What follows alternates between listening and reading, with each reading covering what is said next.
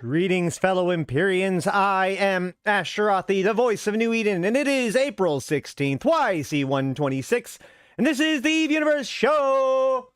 Welcome, welcome, welcome. How's it going, guys? Welcome if you're new. Settle on in. We've got a lot to talk about today. Sorry, I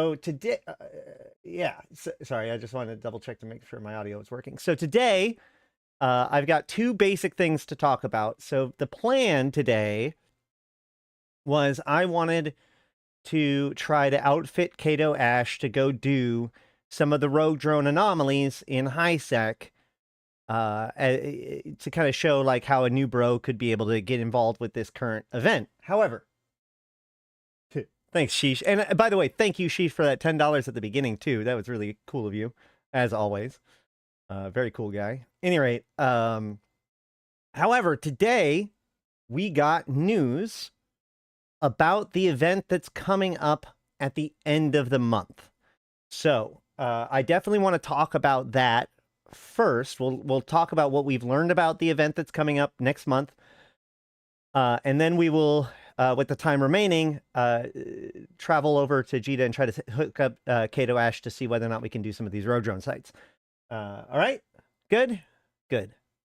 But first of all, how are you guys doing? How's your guys' weekend? We watched the Anger Games. The Anger Games this weekend was absolutely phenomenal. Most of the games were incredibly well, it was good television, right? Really good matches, nail biters, decent enough commentary. But yeah. That is actually something I've been interested in, and let me know, either in the chat or in the comments below. One of the things I've been thinking about doing is taking some of these fights from Anger Games and whatnot, and maybe showing them off to you guys with some commentary about it. Is that something that would be interesting to you? I know that you already are able to watch it with their commentary, but then again, I sit in Discord during it and yell about things, so you never know. Having Eve withdrawals because of your in-laws? Well, you know, luckily, the big event starts next month. So let's get looking at that.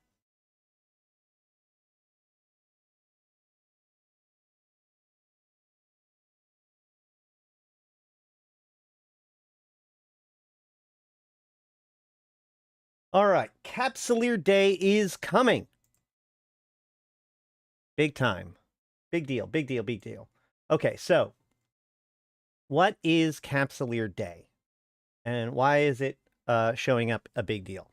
Well, so out of universe, or like in our universe, Capsuleer Day is to celebrate Eve's birthday. Okay, it represents the birth of the Capsuleer, or the independent Capsuleer, and it is to celebrate Eve's anniversary. So this would be Eve's 21st birthday, okay? So, Sheev, you totally should. So, a couple things to note about this. In the past, Capsuleer Day has, while other events have been pretty standardized, like Crimson Harvest, The Hunt, etc., Capsuleer Day was always one of those ones that didn't always have an event around it, right? A lot of the times, Capsuleer Day, because it comes from back in the day, was exclusively like a login reward event or something like that, right? However, in recent years, and in the past, they have dabbled with the Capsuleer Day coinciding with an event, right? And but these events are always very custom to each year. So unlike Crimson Harvest, where it's like always the same every year, the Capsuleer Day events, when they happen, are very much relevant to what is happening in that moment in Eve. Now, Capsuleer Day is put on by the Society of Conscious Thought, who are, one of the remnants of Jovian Society, the creators of the capsule. And so them and Genelution are some of the biggest supporters of Capsuleers. Hence why they put on Capsuleer Day. Now, before we even talk about this Capsuleer Day, it's worth noting that one of the things that we will expect from this is every year on Capsuleer Day, as part of the login reward, all Omegas get one free set of SOCT ships. So I would expect every single Omega pilot that logs in during this time to have access to a Apotheosis shuttle, a Synesis destroyer, a Gnosis battlecruiser, and sorry, did I miss one? No, and a Praxis battleship. Okay, those are going to be part of your login rewards. Everybody gets them, and everybody Omega gets them, and that's how those ships get into the game. Okay, so like right now, it's probably a pretty expensive time to get Praxises, although Praxis are usually not that expensive. But that price will go down quite a bit in about 2.5 weeks, or 2 weeks or so. However, this Capsuleer Day does have some stuff to it that is worth looking at. Oh yeah, Metamorphosis. Thank you. I knew I missed one. There's the Metamorphosis shuttle, or not shuttle, frigate. All right, so from 30th of April to the 30th of May, we will celebrate 21 years of EVE Online with an action-packed month-long Capsuleer Day event promising untold treasure. The Society of Conscious Thought has recently detected massive energy discharges emanating from the depths of abyssal dead space. In response, they are calling out to bold pilots daring enough to confront the abyssal unknown, venture into newly surfaced collapsed conduits across known and wormhole space, where peril and profit go hand in hand. So, it's worth noting that while this is an independent event, this is likely just one more step in the plot that's leading up to what is coming in summer. So what we see here is that there's these massive new energy signatures that are coming out of abyssal dead space that is leading to the emergence of these new conduits, collapsed conduits. So for the entire month of May, New Eden will be brimming with exciting adventures. Log in daily for exclusive skins, boosters, and a trove of skill points. Engage in a spectrum of seasonal challenges, combat exploration, hacking, manufacturing, market trading to accrue points for even more unique and lucrative rewards. Beyond this bounty, Omega pilots gain access to further riches, over 650,000 skill points, 226,500 Evermarks, and a coveted SOCT ship hulls, among others. Omega status unlocks the full depth of Capsuleer Day event offerings, enhancing your capabilities and ensuring the richest haul of rewards from the Abyss. Mark your calendars, prep your ships, and get ready to brave the Abyss from 30 April. Upgrade your Omega to make sure you don't miss out on abyssal adventures and rewards that await the bold. Now, while this event does appear to be related to the event, to the Abyss, obviously, like this is taking part partially in the Abyss, it is worth noting that I see no evidence here that this is actually involving abyssal conduits that we know of, right? Like using the filaments that we use in order to do cruiser and frigate and destroyer abyss. I don't think that's what this is. Let's look at it a little bit closer, okay? Oops. Capsuleer Day 21 is coming. EVE Annual's Capsuleer Day event. Okay. Take on combat, exploration, and manufacturing challenges. Find filaments in loot drops and level up for even bigger rewards. Score sparkling new skins, boosters, filament crates, and more. Log in daily for lucrative rewards and upgrade to Omega to claim a huge haul of skill points and Evermarks. Okay? So this is the new skins. One of the things I really like about them is you can see that the skins actually have banners coming off of them, like the Eschaton skins. Those are always pretty cool looking. All right. Massive energy discharges emanating from deep within abyssal dead space have prompted the Society of Conscious Thought to raise a call for daring pilots bold enough to venture into the abyssal unknown to recover valuable data and technology. Explore newly surfaced collapsed conduits, take on Triglavian or even Drifter enemies for the chances to recover priceless loot and filaments from the battlefield to dive even deeper into the abyss. Perilous adventures for capsuleers of all experience levels. Exciting new combat, exploration, and manufacturing challenges. Earn blueprints and rare materials that give access to abyssal battlefields. Now, this says earn blueprints and rare materials that give access to abyssal battlefields, with A and B for abyssal battlefields being capitalized, which means abyssal battlefields is a proper noun. This is a place. This is the new thing. Okay, so we are going to go and it says more information on this side. It says, joining the festivities by playing Eve between the 30th of April and 30th of May. You'll see Capsuleer Day events in the info panel. Alternatively, you can open up the agency from your Neocom and click on encounters. From there, dive in and take on the challenges that await you. Detect anomalies like treacherous collapsed conduits on your ship internal scanner. Undiscovered desolate collapsed conduits with your scanner probes. Valuable items can be recovered with a relic analyzer module. Use of blueprints and rare materials you recover from collapsed conduits to manufacture filaments to gain access to more challenging and lucrative abyssal battlefields. Okay, great. So there are treacherous collapsed conduits, which are combat anomalies. It is unknown what resources are going to be in those. Potentially the materials to make the filaments to go into the abyssal battlefields. Then there are desolate collapsed conduits, which are scan signatures that must be scanned with probes. And it is, oh, I guess they are both considered collapsed conduits. So both of them, both the scanned site and the combat site, will give you blueprints and materials to manufacture special filaments, which will bring you to a special kind of site called the abyssal battlefield. Okay. This reminds me very closely of like the Doctor Who event, right? Where we would have to go and find hacking sites to then build the filaments that would allow us to go into the various different combat and hacking sites that were available to get the best loot. So in the same way, we're going to need to farm these known space sites in all of known space, including wormhole space, in order to build the filaments in order to go into the abyssal battlefields. Claim untold riches from the event sites and use them to your advantage as you engage in new challenges. Delve deeper into the abyssal battlefields, not capitalize, for escalating risks, greater rewards, and eternal glory. Season challenges rewards include glamorous booster crates, booster skins, and filament crates.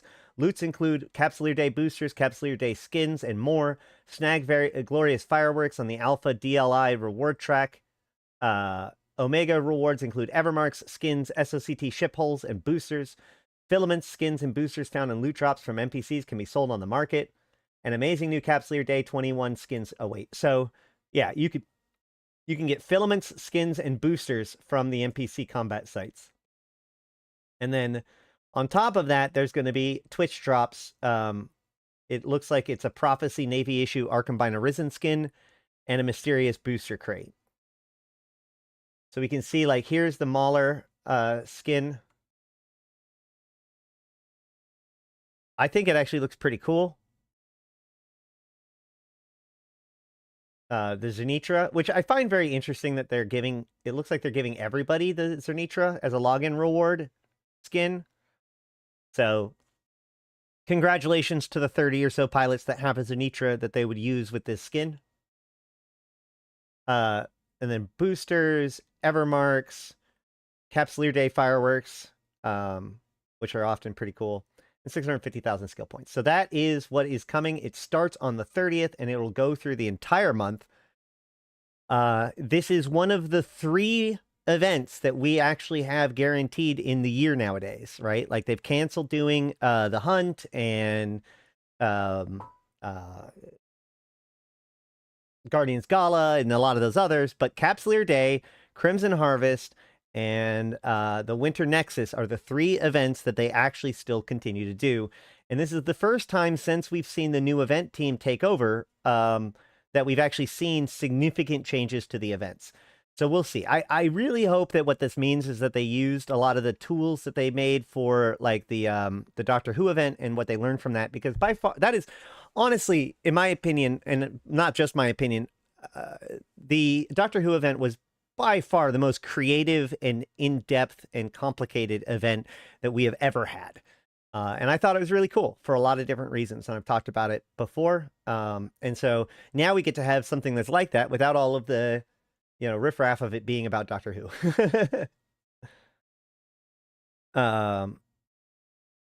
Too bad they didn't turn the central orb and light effects purple for the new Zenitra skin. I think that'd be very difficult to do.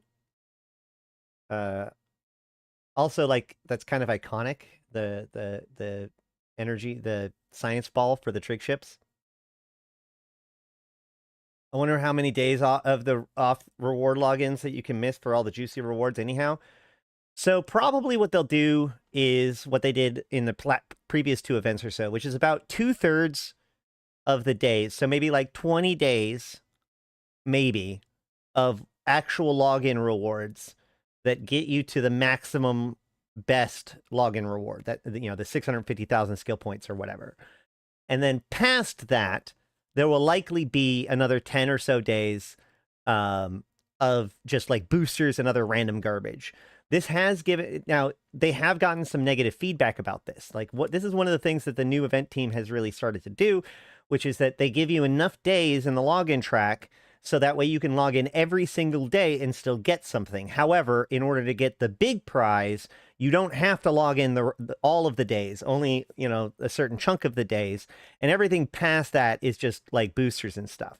This made people upset because they felt like they had to log in, and if every day they were punished, but really it was just to reward, you know, to give something a little bit extra for those who were able to log in past the number of days for the big rewards. So it'll be interesting to see which one of those 2 strategies they go with this one. I am very interested to see what this means because, like, there's a lot of cool stuff in this picture too, right? There's the cracked edges of the abyss, which I find very interesting. And of course, you know, the very notion of there being things like Zernitras and stuff in the abyss is pretty cool. That is one of the things I find very that I'm wondering, because it does not give any details whatsoever about what ships we will be allowed to bring into the abyssal battlefields. So that's definitely a big one that we're going to have to look into when we get there. By the way, HoboLeaks doesn't have anything of value today when it comes to this. They added in new pants, which we can look at, but nothing involving this. So the new pants that they put in, which again does not appear to be a reward for it does not look like they've put in anything yet about Capsuleer Day that I've seen. So, however, there are these new pants that were added into the game. One of the things I find really interesting about both of these sets of pants is that they have a diamond on them, which means that they should be premium items sold in the Nest store. Hard to say, though. They could be part of a package, right? These very likely could be part of like a pack of stuff that you get during Capsuleer Day, maybe, or something like a Plex pack or something. But one of the things, like, you can really see, especially on the male's pants, that it has that denim effect. Like, these look like jeans, very much so. However, the female jeans do not look the same way. The female jeans are still very shiny and flat, like as if they were plastic. So they look very vinyl. I was actually making the joke that if you cut off the top, doesn't this look very Vault Dweller-esque, right? Like, this looks a little bit like it should be a Vault Dweller pants. If I pull up, I'll see like Vault 101 on her shirt. But yeah, like I said, I don't think those are for this event, but they are added into the game.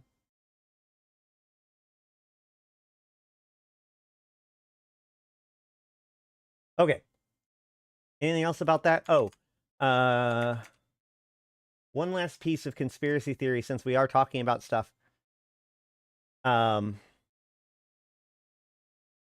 Just a random conspiracy piece, which is that, so ever since the introduction of the agency, for the last couple of weeks, we've been talking about a lot of the major players when it comes to the lore, the Mortis Legion, Upwell, all these kinds of folks. As we, go through these different events and we get the Chris chip leaks and Upwell is clearly up to something, etc., etc. Well,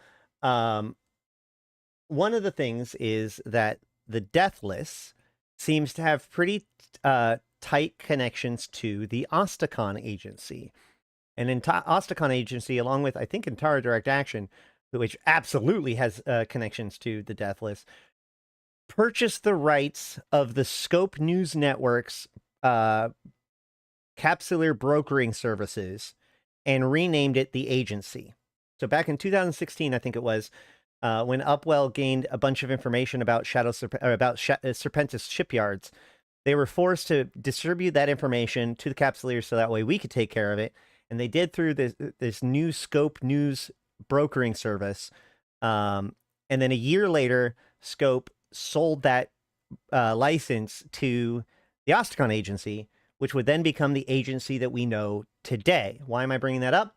Well, it's not relevant to right now, but every once in a while, when CCP puts events in to the game, they put in a bunch of stock. Hey, sheesh. 07, thank you for that.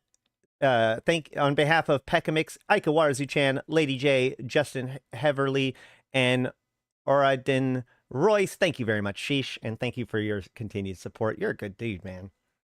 All right. So every once in a while, they like add in a bunch of stuff into Hobo Leaks, including a bunch of strings. Often these are placeholders. Often they get changed later on. But there's this one string that keeps showing up every once in a while. And it gets brought to my attention every time it does because people find it alarming. And so I just want to remind everybody that this exists, okay? We've never actually seen it in-game, I don't think. But this has been posted multiple times in the files since the release of the agency. Now, the introduction to the agency was also known as Welcome to the Agency. Okay, that was the event that CCP, that EVE Online had that introduced the agency for the first time. Okay, so this says, Welcome to the Agency. Fake news reports the Scope network acquired by unknown entity. It's a government conspiracy. It's all false. I can't explain myself, sir, because I am not myself, you know? Rumors of my death have been greatly exaggerated. We have no idea, I have no idea, who this is from, whose death that they might be referring to. There's a few people, there's a lot of tinfoil about this post, who it could possibly be. I don't know when it officially was supposed to be there. When I went to go look for it today, I only was able to find this one instance of it from back in like 2020. But I know I've seen it multiple times before. It's cropped up in the files multiple times before. So yeah, just some conspiracy. Now then, what are we doing today? Today we are in Avoken. You can see for yourself. I am at the Avoken structure.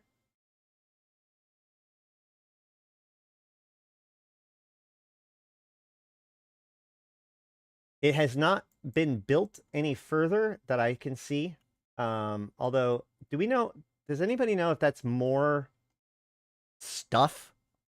I wonder if that's more stuff being loaded up. I should go check on like old pictures of things. Now, I will say that like, I've been watching this thing for couple of hours now. I have seen one gank the entire time I've been here. So it's not terribly bad. However, I also did see this NPC event thing, right? Where this guy, Ritten Koban of Kimmeltech, posts stuff about talking to Rob Superior. I missed the original message here, but then it says, or representative here, I've reached the target location. I'm awaiting further instructions. Ritten Koban acknowledged Ignaman rendezvous at Avoken 1. Watch out, interlopers on grid. Ignaman warping to safe, join me there. Coordinates received, warping to your location now. No hostiles or interlopers here, proceeding with transfer. Cargo available for pickup, make it quick. Cargo released, hostiles! Leave the cans and go. And then this guy, Ansis, who appears to be a player, gets reported as, your theft will not go unreported. And then Rude, Camel cargo transfer failure, report to command, will try again when the locations are secure. And so what this means is that, you know, we've been seeing these live events, or we've been seeing these live actors doing things in Avoken all last week, and it's clear that they are continuing to happen this week. What these pieces have, whether or not ANSYS recovered anything, I'm not sure at this time, but obviously, like, the best place to keep an eye on this sort of stuff is Arataka Research Consortium's Discord. It is worth noting that, from my understanding, I have heard that now there are Chris chips dropping from the Rodrone sites, which is one of the reasons why I want to go take care of that. So let's go ahead and start heading to JITA. So that way we can get started on our project to run Rodrone sites. Yes, smash the like. Ash and the crew will greatly appreciate it. Yes, smash that like button. Like button is primary. Full DPS.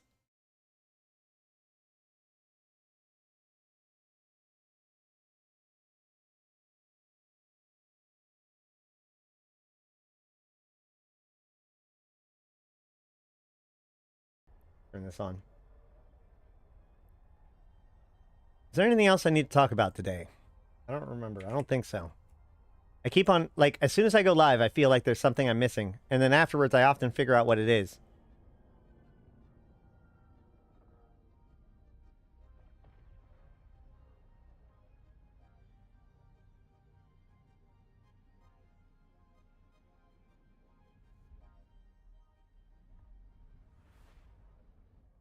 Multi-boxes in faction warfare are getting out of hand. Yeah, I can agree with that. Oh yeah, the big prize for doing these rogue drone sites, you get a doodad that you can turn in for the consortium tractor units, mobile tractor unit, and capital tractor unit.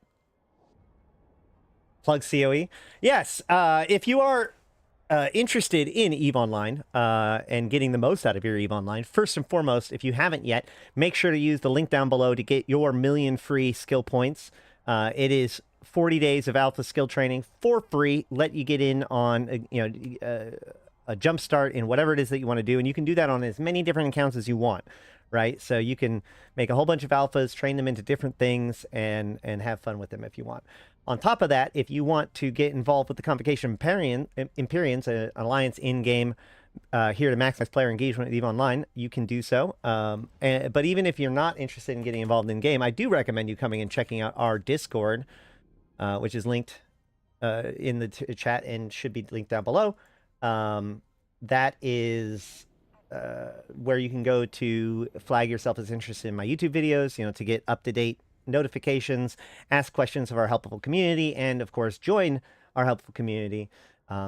Especially if you're interested in helping the Deathless's efforts, the Invited is here for you as well. Yeah, but and of course, if you already are in the Convocation Empyreans or not, there is some excellent merch.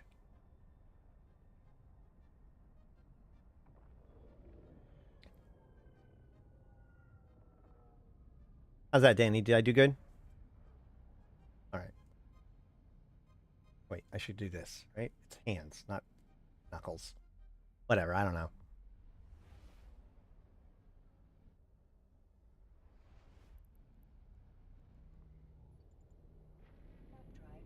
We are very excited because we think that the invited logo will be in game sooner rather than later. I'm very excited about that.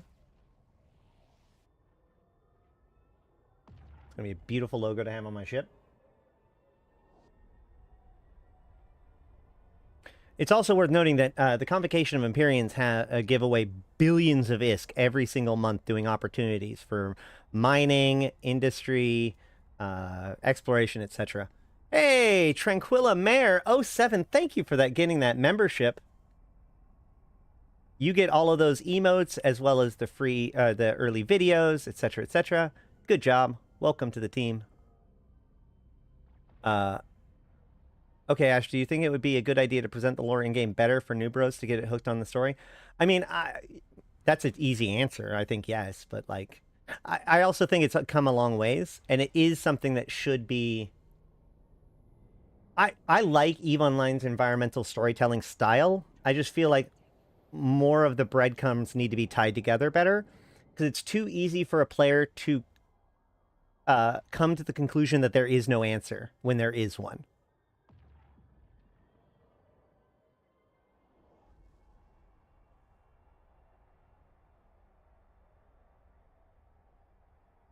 All right, so let's see. What are my skills right now? Can I do destroyers or cruisers?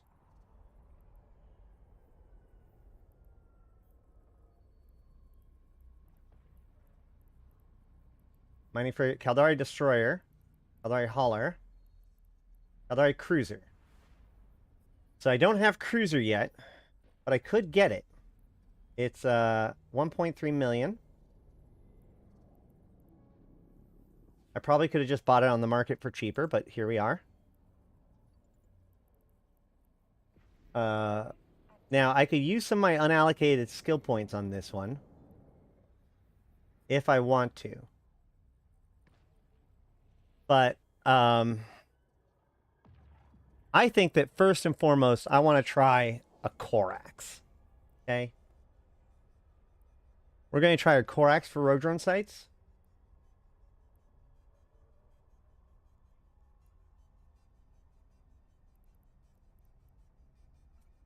In fact, ooh, this Caldari Enforcer here looks pretty good. Why do I not have enough CPU? Because of this rig, I'm guarantee it. Increased CPU requirements.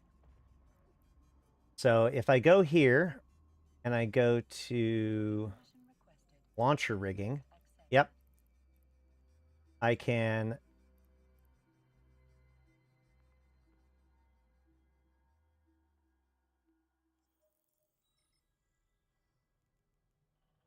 so oftentimes if you have bad fittings when you're not supposed to, one of the biggest things to check for is to see if you have any weapons rigs. Weapons rigs always make weapons take more fitting requirements, so that's a big red flag for me. So that's how I knew, like, okay, well, if I go here and then go to launcher riggings and then buy and train it, we can check on the market.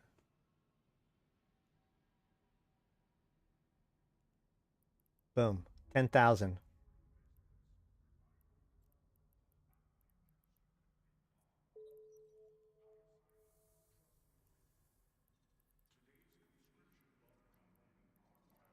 And then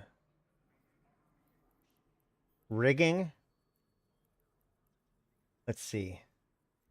And then we apply skill points. I'm going to apply 500 skill points. And then another 2,329 skill points. Where is... I'm looking for launcher rigging, right? Yeah, so what do I need for this? I need 3. So 13,000 skill points. Now I can add launcher rigging 1. And that is not quite enough.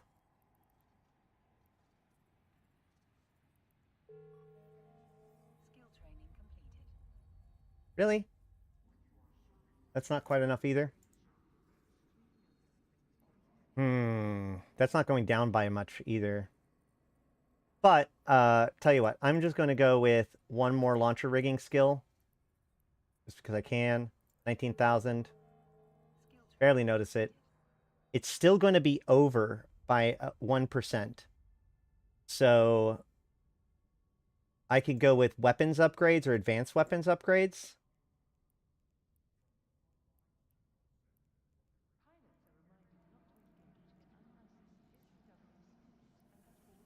Weapons upgrades and advanced weapons upgrades are another set of skills that often will cause fitting issues if you don't have them. I have weapons upgrades 5, advanced upgrades, weapons upgrades 1, which, so advanced weapons upgrades says power grid. I don't need power grid, I need CPU, so that's not going to work either. So, let's look.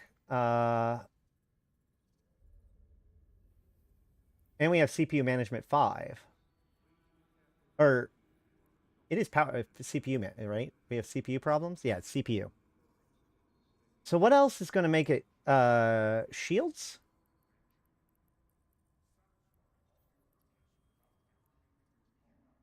I don't think that's going to change the CPU. No, that's power grid needs.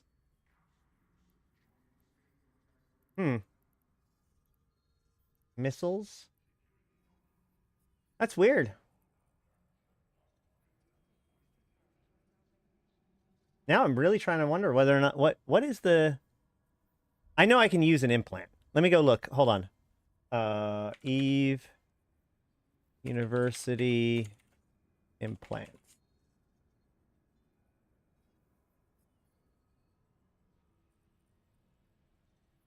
No, not implants. Eve Uni fitting skills.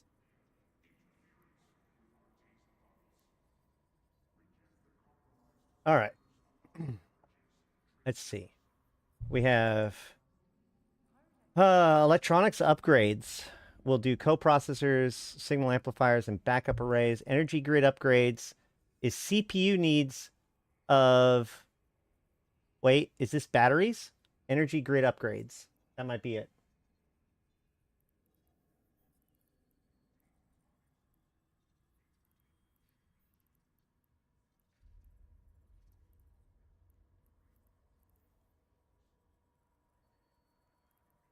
Engineering. Where is it?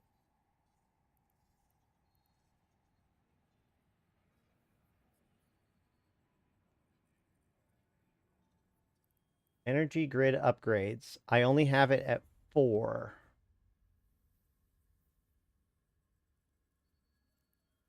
Would that work? Yes, it would, because it would reduce the requirement of the battery.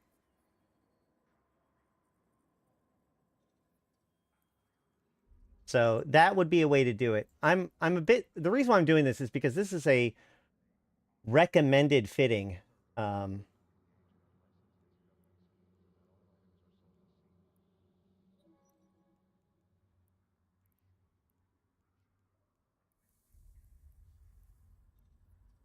yet, all right, so weapons upgrades 5 is already being worked on. Shield operations 1 and light missile operation 1.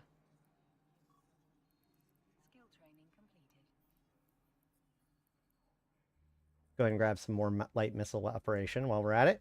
Actually, let's just buy another rank or 2. And then put another couple in there.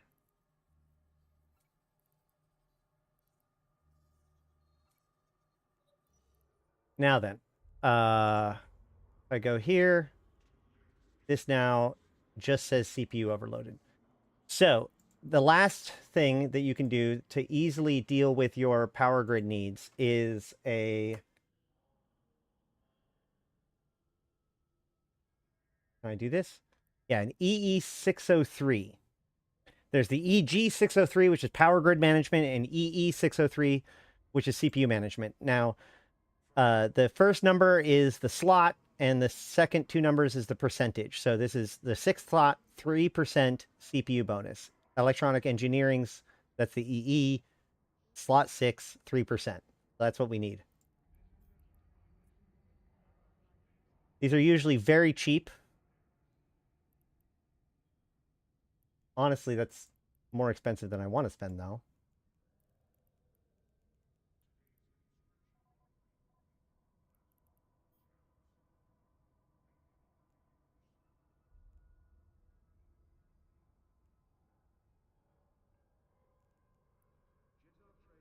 I can just not have the loading bay accelerator.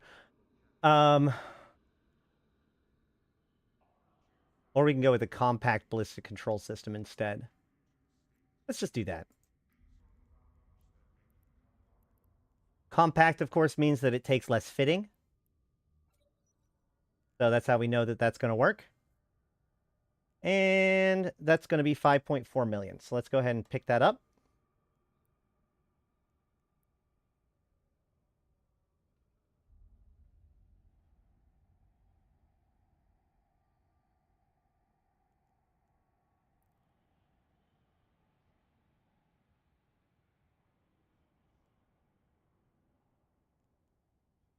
Buy it. I'm paying extra for the compact capacitor flux coil and ample light missile launcher. When you see the like meta modules can change in price quite a bit, especially when they are already a default low price. So if we look here, we can see that these amples, so they're only 17,000 ISK each. So of course they're going to be like that. 100% more is the difference between 9,000 and 17,000, which most people aren't going to notice at all. Same with these 229% increased at 7,000 ISK. So these are completely meaningless problems. Just buy it. And then we fit the ship.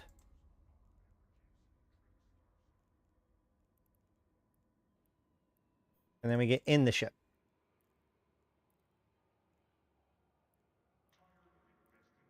Okay. Now then. We have our ship. Let's look. We've got 1,000 of each type of missiles. Are these kinetic locked? Yes, it's kinetic locked. So let's go ahead and load our kinetic missiles and buy some extra.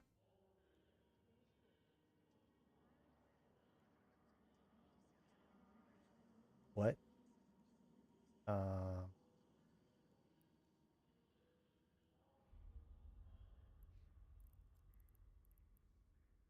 Not buy this type. Where is it? View market details. That's where it is. So let's grab another 4,000 of these missiles.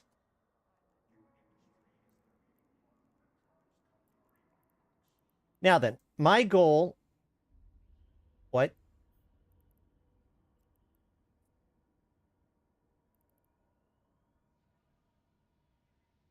Am I at the wrong place? No. This is just the different one. For some reason, these missiles are in a different place. Let's just go. Okay, so what I want to do is I want to find rogue drone anomalies. Okay? I'm looking for rare spawns and escalations. Now, I could also use... I could use a ship that has a probe scanner, which also might be a better idea because it's going to be more likely to be successful if I do. The anomalies, or sorry, the signatures that you scan down are much better than the anomalies when it comes to the chances of dropping the stuff. But I'm just going to go because for me, doing these basic rogue drone sites for this character is still pretty okay.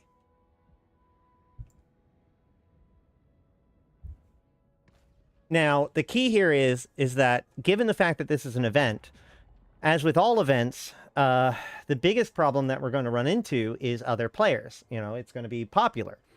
So, as with anything that is popular, Caldari space is going to be a complete mess, more likely than not. Because Jita and Avakin are in Caldari space, and therefore a lot of the people that are hunting for stuff will just end up being there. So we're going to go far away, hopefully. My goal is to go like to Amar space, okay? So let's go ahead and open up the map and find there's Metropolis, Emanate, Molten Heath, Every Shore. Hold on, where's Amar?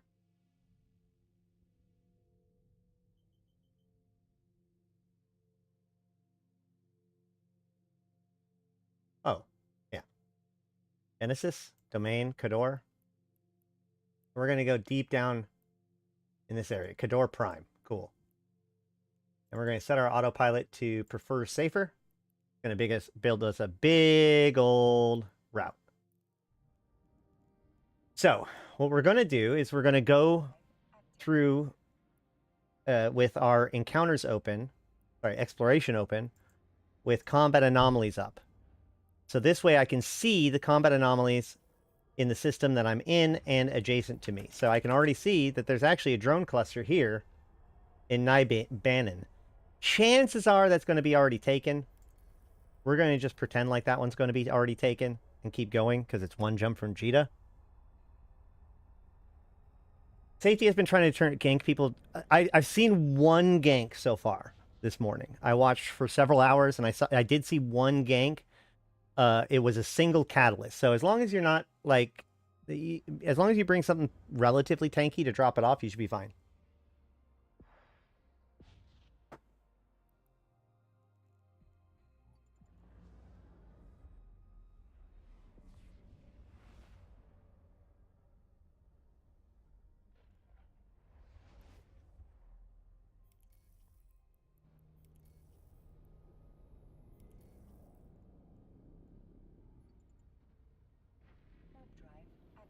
Yeah, avoid turning in during prime gaming time is also probably pretty important. But the other thing you can do is honestly just throw a decoy out there, right? They might scan your ship or whatever, but yeah, as long as you go, like, just go in something tanky. Make it so that it's super not worth it to gank your ship. If you come in like a Corvette or something, then yeah, they're going to get you. If you come in a Drake, they're not. That trip will take a while to complete. That's true.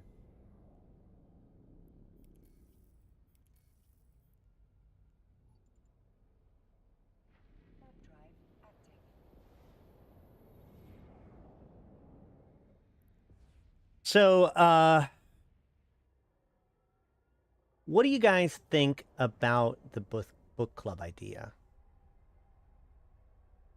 Full tank Brutix turn in? That would work. You know, do we want to do like a read through Empyrean Age?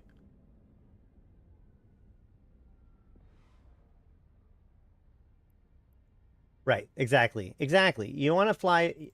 Remember, these guys that are ganking, sure, there are definitely some people that are ganking for fun, but the vast majority of them, and if they're going to be doing it for more than one or two times, have like the math of it built into their head, right? So even though some of them might just like go for it, they all have in the back of their mind their own cost benefit analysis, right? So, you know, if you land in, say, a Corax, you're going to be pretty easy to gank. But if you land in like a whole tank Brutix, it's going to take so much to gank you that like they'd have to want to do it for funsy, and there's only so much isks people are willing to throw away for funsy.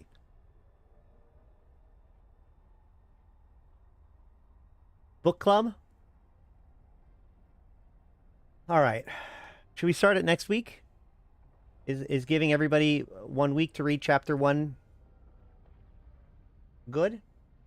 I don't know. I've never run a book club before. Maybe Danny can help me. Passive shield tank Kaldari hauler? Tyra? Probably. Or a Badger?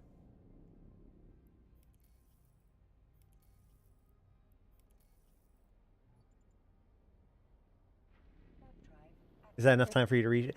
No, like the first chapter or two. I can read a chapter a week, okay? I'm not that bad.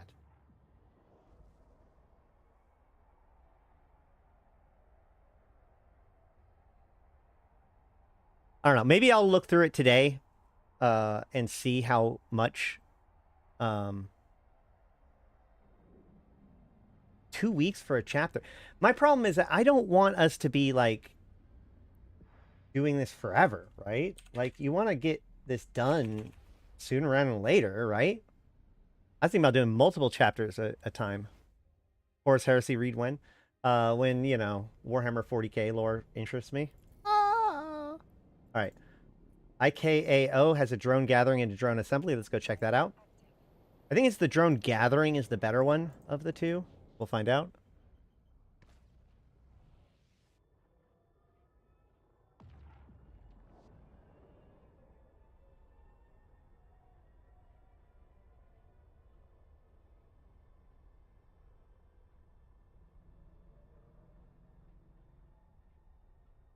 Yeah, that's a good point. Like I said, I'll go look into that stuff. Hold on.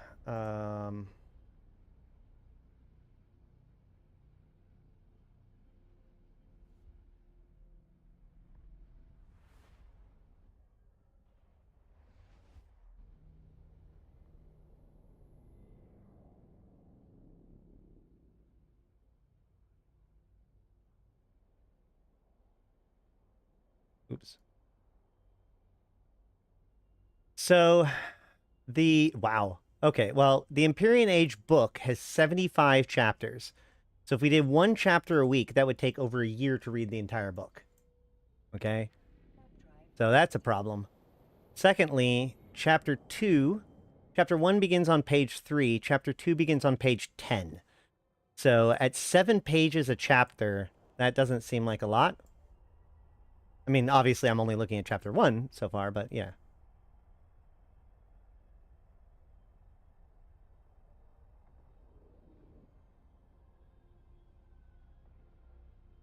Yeah, it's kind of hard to shit talk 40K lore at the same time. Very easy. There's a metric ass ton of people disagree on what's canon, but at least there's not a separate canon storylines like Star Wars. Yeah, well, I don't know, man. I've always found Warhammer 40K lore to be kind of two-dimensional. Like, grrr, look how bad everything is. Yeah, 2 to 3 chapters a week I think would be a better idea if we're going to do it.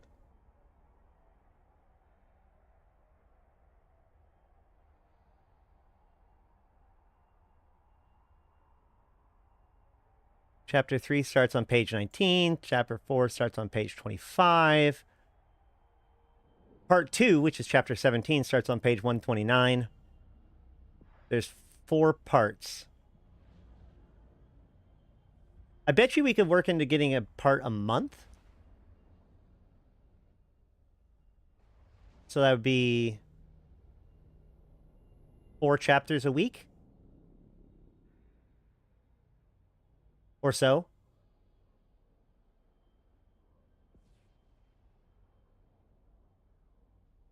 Oh, very everything is awful. Everyone dies in almost every book. Yeah.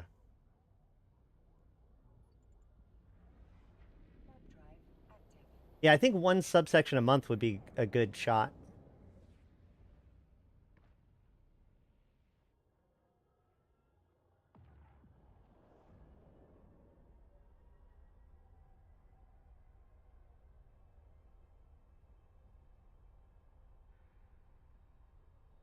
And then, of course, next, another thing I want to do is a Kado Ash stream with the Abyss. That's one that we haven't done yet, I don't think. Oh, gosh, I jumped into the correct system, and then I just kept on going, like, without even thinking about it, even though there were sites in the system with me. Just because I'm, like, autopiloting. Usually it's book in 1 month for most book clubs and read from what I usually follow and listen to. Yeah, but I mean, like, we really want to... We're only really looking at the 1 book. I don't know.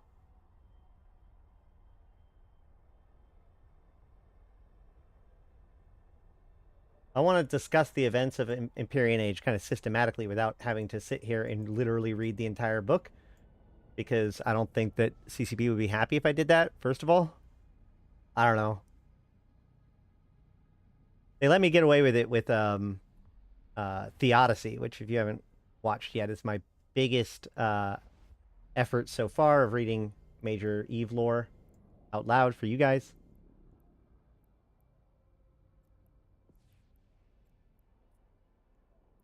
Here's a drone assembly. Let's see how full it is.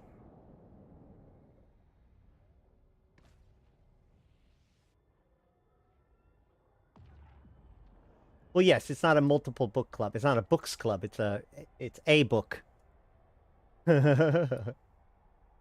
Although I guess in theory we could do other things too. Oh, this site's already being run. Pretty expected. We'll just keep on going.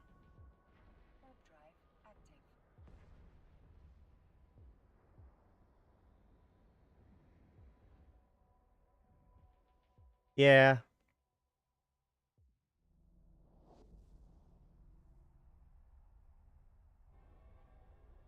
I'm just always trying to figure out what is the best way to present this stuff for you guys. And to go through it for myself. Speaking of which, if you haven't checked out my live streams recently, if this is the first video you've seen of mine in a while, the live streams aren't necessarily being shown to people as much as my other videos, like by the YouTube algorithm, because they're live instead of like edited or whatever. But in the last couple of weeks, we've had a lot of really good information coming out involving these events and the different lore people going on. We've had a lot of talks involving Upwell and Orr and the history of these things. We are expecting Gamer Street books. How many pages is it overall?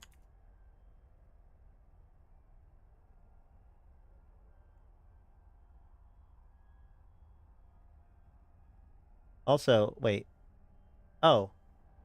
Do the pages also get longer depending on how I... Hold on. No? I don't think it messes up the page numbers for me to like change the size of the window.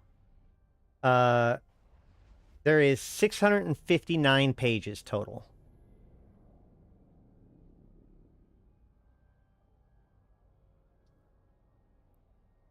Yes, the storytelling, and there is stuff going on. But yeah, I agree.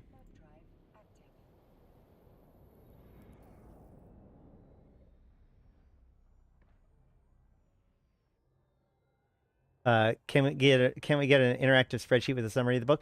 Well, I mean, the summary of the book is technically scattered throughout the universe portal. Like the lore articles discuss the events of Empyrean Age. Like they're included in the breakdown.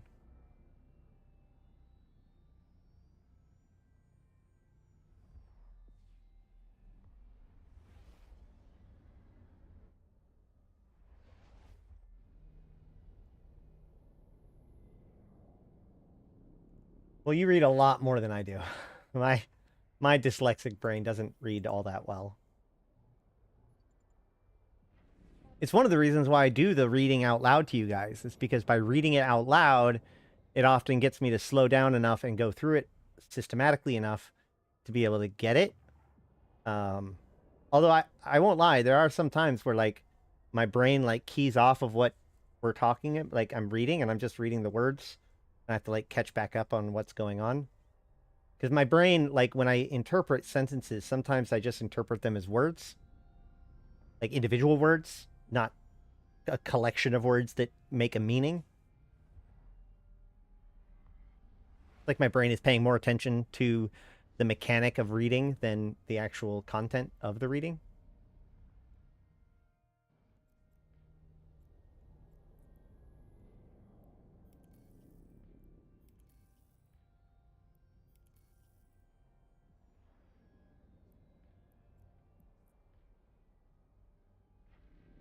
Yes, that's a lot to read out loud versus reading what I'm saying. Oh yeah.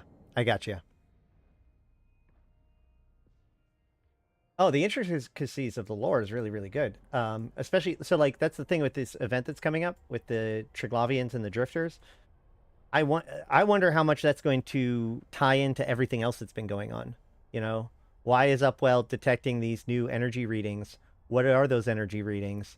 And what else is this going to mean? We obviously don't know that much yet, although I will, of course, be going over that on this channel as soon as we do. So make sure to subscribe and head on over to the Discord so you can get the latest up to date. SOCT not Upwell. Sorry. SOCT are detecting the readings. Upwell is building the skyhook. But the question is, are these things related?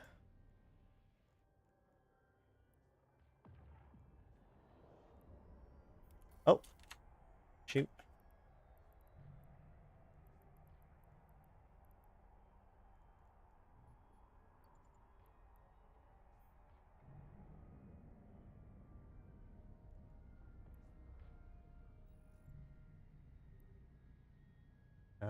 Maybe that Tengu's in there? Otherwise, we'll see.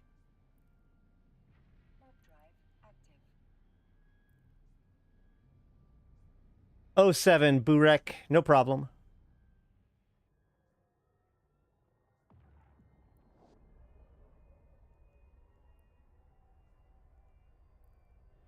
So once you get into the site, you basically can ignore all of the rats until the very, very end. What you're looking for is a sentient rat or an escalation. If you get a, depending on the combat anomaly, like, or a combat signature, if you scan down a signature with, for these rogue drones, there's an almost, depending on the site, there's a guaranteed chance of getting a sentient rat, which will probably have at least one of the drone items in it. These other sites, like this one, has only a 5% chance of giving me a sentient rat. So this is not necessarily the best, like, most efficient way of making ISK in the whole world. but it is a way to engage with this stuff. Actually, let's see if this even fucking if this setup even works. So I'm going to turn on my afterburner. I'm taking quite a bit of damage. Now, shields do passively recharge, so the lower my shields get, the more I'm going to be repairing. Let me change over to that. The lower my shields get, the more they're going to repair, but also I've now turned on my afterburner that's going to mitigate a lot of my damage, both by moving me in position, but also making me go faster, making me harder to hit. A micro warp drive makes you go faster too, but it also blooms your signature, which makes it so that it's much less about damage mitigation. If I turned off my afterburner again, you'll see that I'll take more damage.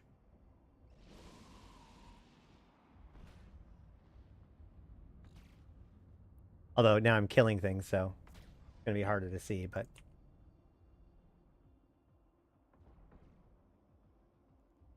My ship is not cap stable, so I can't run everything. I'm going to have to preserve stuff. Right now I'm going to go with the afterburner. Actually, I'm going to turn off my shield repper because it's full. I don't want to waste cap.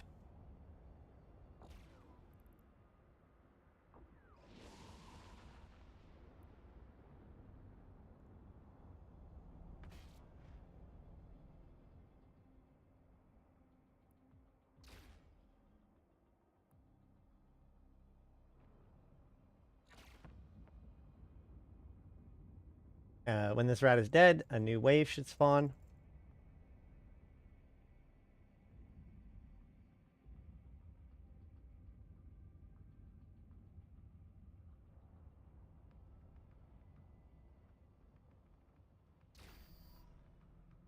Boom. There we go. We got a cruiser and 2 frigates. Going after the cruiser first.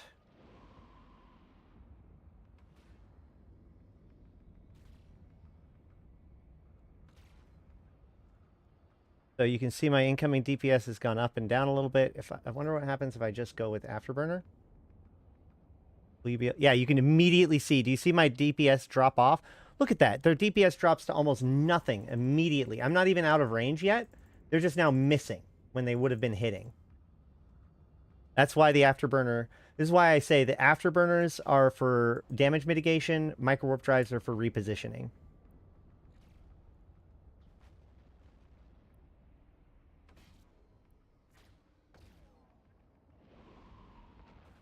And I've gotten a little bit closer to the frigates. The frigates are going to be able to apply to me no matter what, as long as they're within range.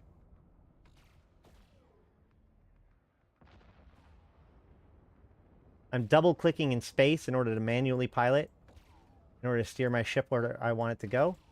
Obviously, you don't need to do this, but I've just learned to do this more. And besides, I enjoy actively flying my ship.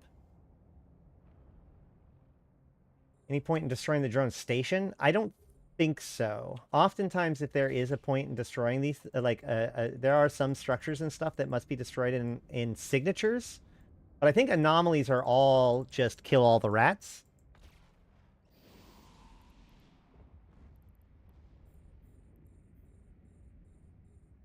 So in this case, I'm actually going to go after the destroyer first, because destroyers often bring more damage to the table for how big they are. So by killing the destroyer first, I'm able to bring more damage off the table quicker and easier. What's my missile's range? My missile's flight time is 28 kilometers, so I should be able to hit him no matter where I am.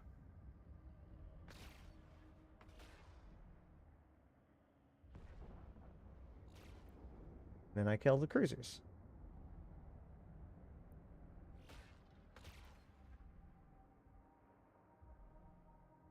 Now, these combat anomalies are always here. Rogue drones are often the less good of them.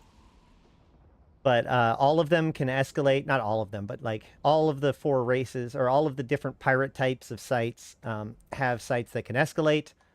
Eve Uni has a good list of all of those. And this is where you get faction equipment. And then, of course, for the anomalies, for the combat signatures that you scan down and the escalations, you can get dead space modules. Not in the rogue drone ones, because I don't think there are rogue drone dead space modules, but you can get factions. And you can get SOE I got a chip that can be turned in for a basically free Astero blueprint.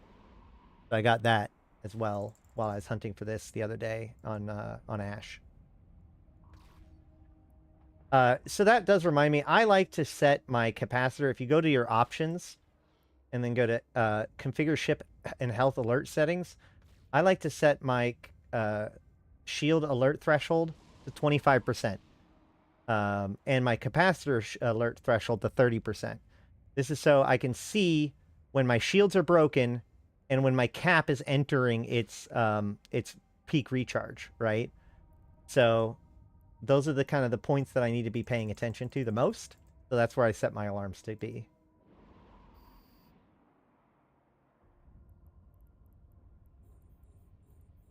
Three cruisers, two destroyers.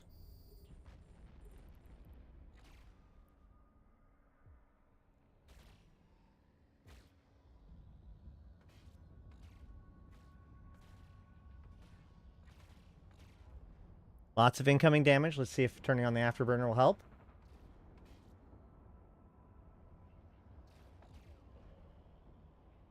Not as much as I'd like.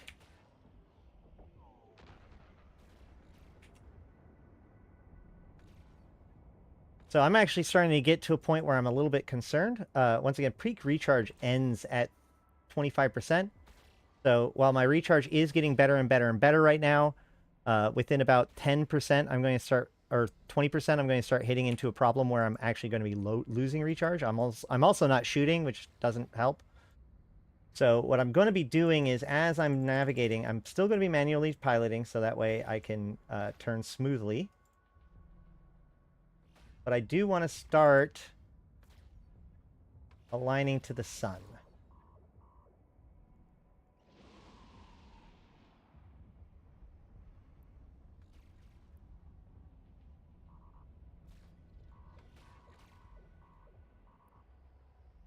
And I'm going to hit my prop mod off so I can keep my cap going and be aligned straight to this right thing.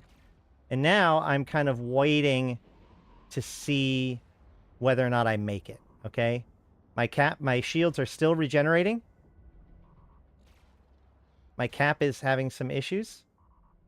But I think I'm okay now.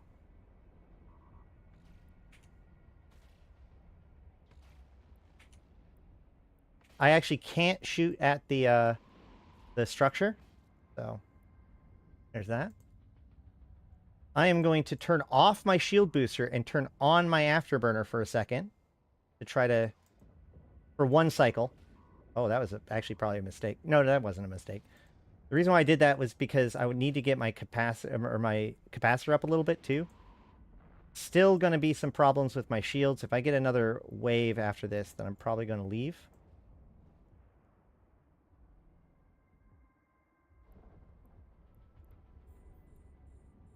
I only get a single rat, so we can stay for that.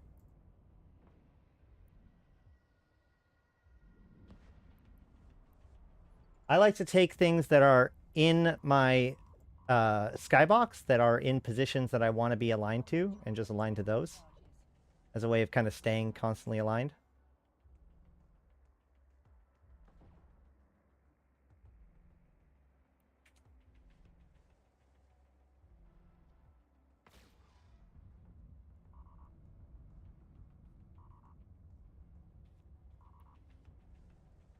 Turning off my shield booster again. Why? All right, I'm going to kite away with these guys.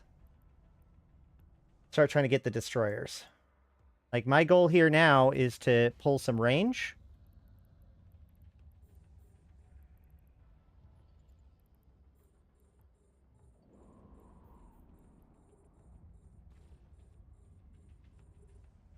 Hopefully string these guys out a little bit.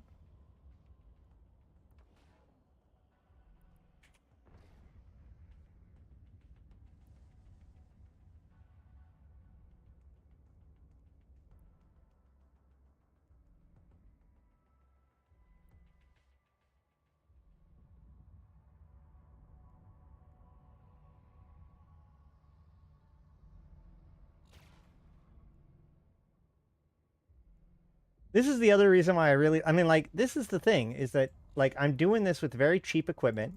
I'm doing something that's not worth that much ISK, honestly. I'll be honest with you. But at the same time, like, it's really fun. I'm learning some, or I'm not learning, but I'm practicing my piloting. And who knows? I could get something really, really good out of this if I'm lucky.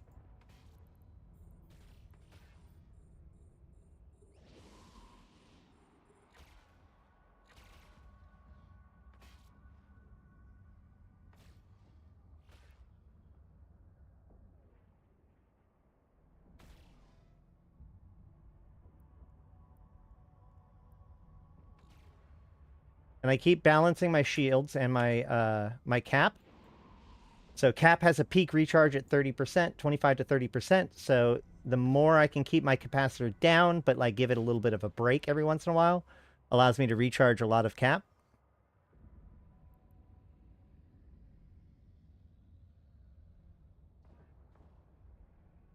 And I have this one dude at like pretty far range now, which is mitigating a lot of his damage.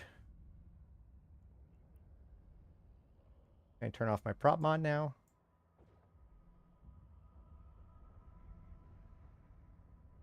The other nice thing about doing it this way is that it strings out the rats quite a bit, which means if anybody else shows up, it's very annoying for them to participate.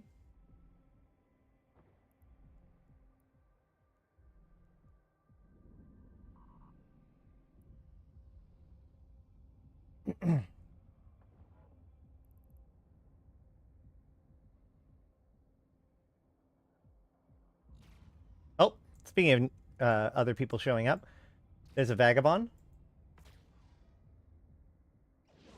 Now that vagabond is definitely going to be able to clear this site before I can, and so he'll be able to like take whatever it is, except for he leaves. Sweet.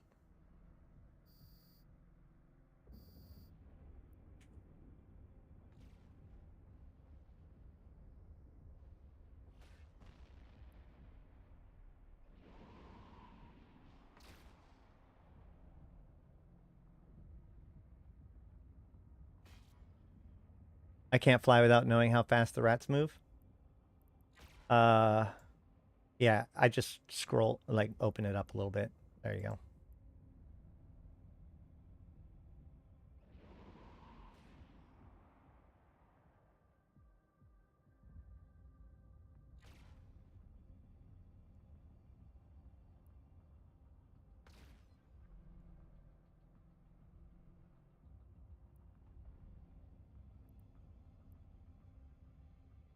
And is that going to be it? Oh, I need one more missile shot.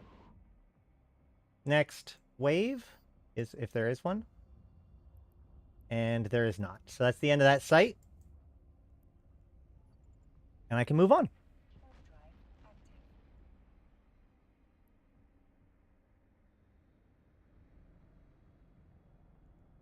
Like I said, this isn't necessarily the most lucrative way of making ISK in the game. But this is a very good way for like a very cheap ship to be able to go out there, fly around, have some fights, or fly around some rats and shoot at some stuff without necessarily doing like missions or whatever. And it does have the chance to get escalations and rare loots and faction spawns and all that kind of stuff. So it's very spiky in its outputs.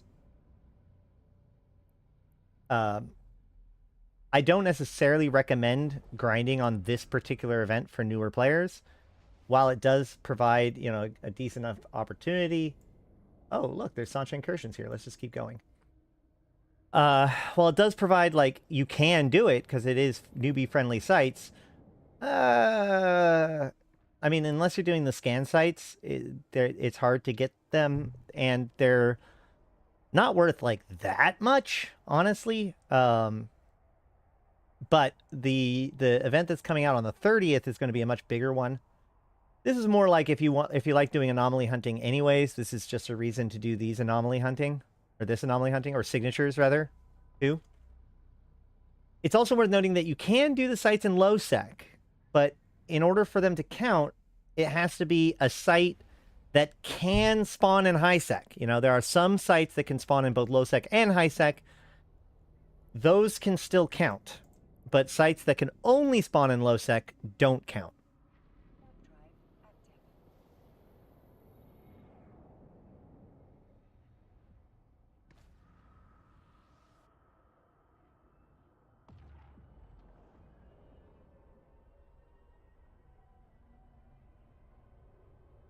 Now, in hindsight, one thing that would probably be really good is to bring, like, if I had the ISK, I would go with like a Caracal Navy issue or even a Gila to run these sites. That would probably be better than a Corax for sure. This is kind of the bare minimum to be able to get it done. As you can see, I even kind of struggled a little bit.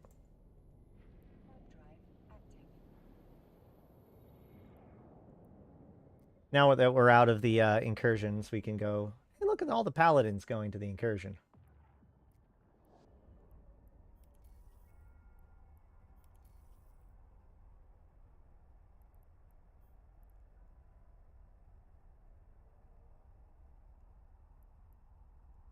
Let's go to Ungard. On guard. Chief Vexer will do it easily. Yeah, basically any of the cruisers can do this, like, piece of cake. Now, the escalations, if you get, like, the 4 out of 10 escalation, you might want to bring a friend or, like, a decent ship.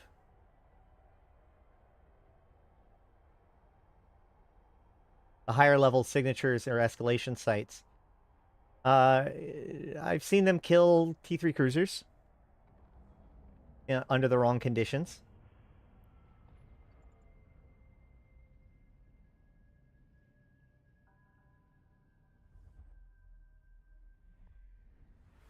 Vexer Navy issue is an excellent high-sec combat anomaly ship. It has enough room for the probe launchers. It has drones. It has hybrid weapons functionality, and it has a really good self-tank bonus with its rep bonus. I don't think the Sancha will get involved inside of the sites. The VNI is just good at most things. The VNI is stupid good. McGruber's doing it in a VNI. Yep.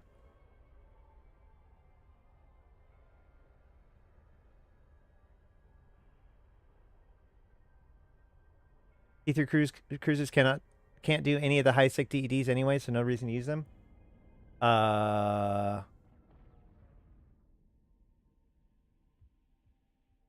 Pretty sure we did red light districts with a Loki.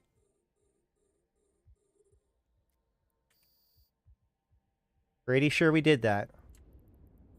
So this is like the easiest of the sites, I think, or one of the easier of the sites. So chances are it's not going to escalate. It's not going to get anything fancy, but it's like, you know, it's just something to clear away. Yeah, okay. I remember that. Yeah, we definitely did T3 cruisers in the 4 out of 10 escalation, the red light district.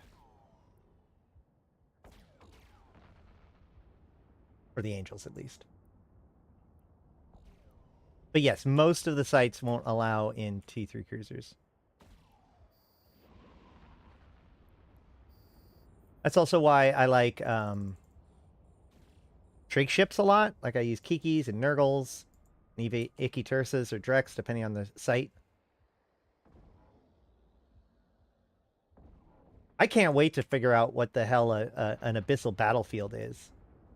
Like, it could be anything. These don't look like they're going to be normal abyssal sites. They're definitely not. And like, they might not be cruiser only, right? Like we saw battleships in that picture. We saw a Stormbringer. We saw a Mecha Ball. Hell, we saw a Zenitra.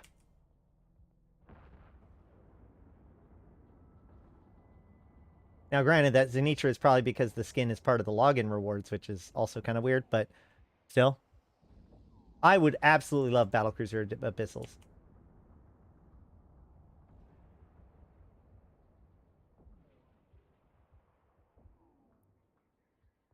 I wonder if they're going to do something like an extraction shooter or whatever, where like the battlefield is just like a stable, like it's a place and people can come to it, but it's nullsec, so maybe like when you get there, there'll be other people there doing stuff.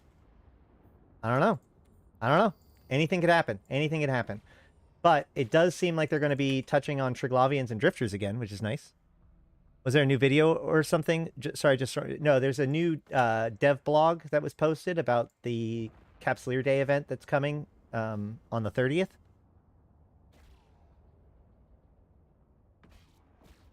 Yeah. I think that it's going to be a lot like the Doctor Who filaments, where you have to do the combat and hacking sites in order to get the parts, and then once you get the parts, then you use the filament to go do something.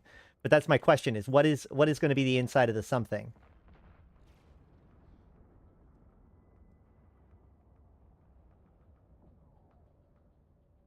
Like what is an abyssal battlefield? Now, clearly, just from the descriptions, it seems like it's a battlefield between the Triglavians and the Drifters. But what are we going to find there, right? Imagine having to pop a Zenitra with a destroyer. Well, I mean, yeah, you had to kill a Zenitra with a whole fleet of like battleships and stuff.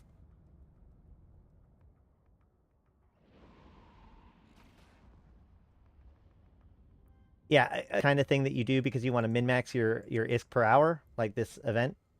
But it is something that just, if you want to go out and float around in space and shoot at some things, and who knows, maybe get something, it's pretty good to just do that. A lot of people, like, when we talk about Eve, we talk about Eve as like ISK per hour, blah blah blah. But like, what is ISK for? ISK is for things. What are the things for? So you can do things, right? So really, it's just the things. It's the doing things that's important. So just get out there and fly in space. Cut out the middleman. Fly around in a Corax, and just shoot at some stuff. And guess what? You're flying around in space. It's a good time. You get to see some things, meet some people, maybe find out something that you never knew before. Something small, something big, whatever. You know.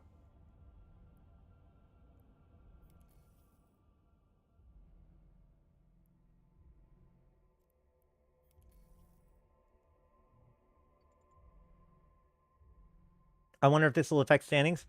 No, like these are nothing changed to the sites themselves. You're just killing normal rogue drones in sites. Now, if you go into the pirate sites like Garistus or Angels or whatever, then yes, you'll lose standings with them. But you don't actually lose standings with rogue drones for doing rogue drone sites. There was actually a short period of time where you could lose rogue drone standings by killing rogue drone structures, which was the most effective way of getting Eden Com and Triglavian standings for a couple of days, but then they fixed that. The new battlefields, when they put in content like this, it almost never has any effect on standings, and nothing in the Abyss has effect on standings, because Abyss is like the proving area. People are expected to fight there. I can't imagine them making it impact standings. They, generally speaking, want to get as few barriers as possible in the way of doing events, even if it doesn't make any sense. I've also never heard of an event being able to be easily used to gain standings either. Like, even if that makes sense, they don't really do that.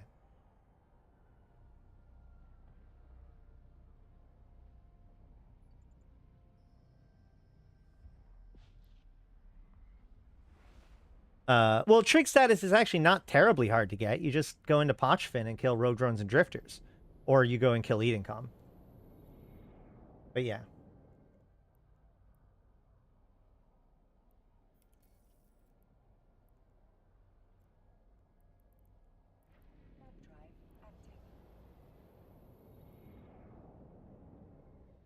Can I overheat? Do I have the ability to overheat? I do. Picked up thermodynamics for some reason.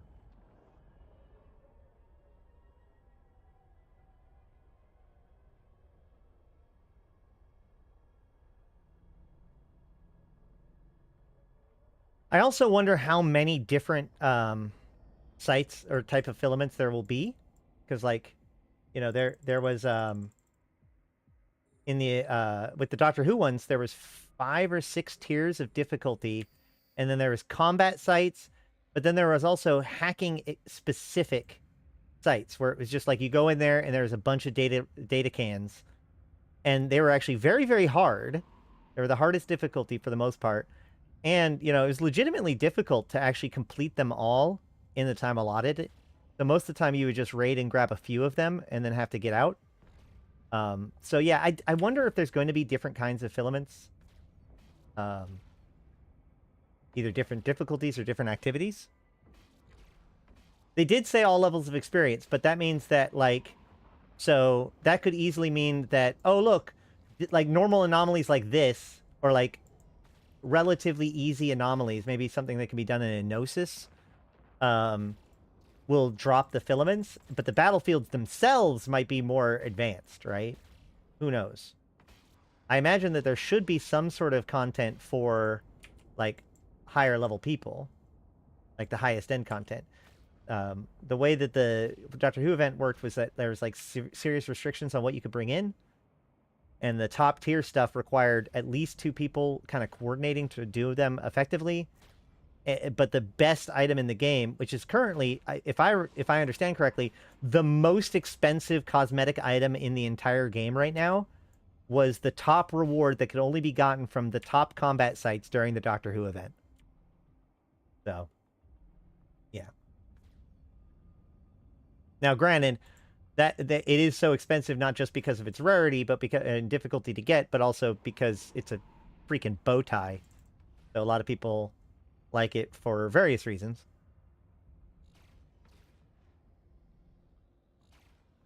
One of the other things about standings, though, is with one of the biggest rewards from Genelution or from the SSCT is Glamour X boosters. Glamour X boosters increase your standings bonuses. Oh, and that item is the Dapper outfit. The men's proper Dapper outfit.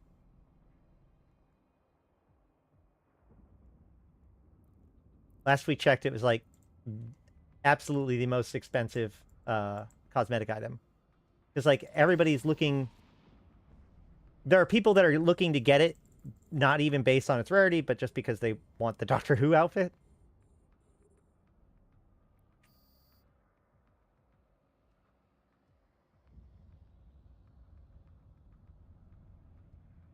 But there is one thing to note, which is that, like, this character who has very little skills, I still only have less than 4 million skill points.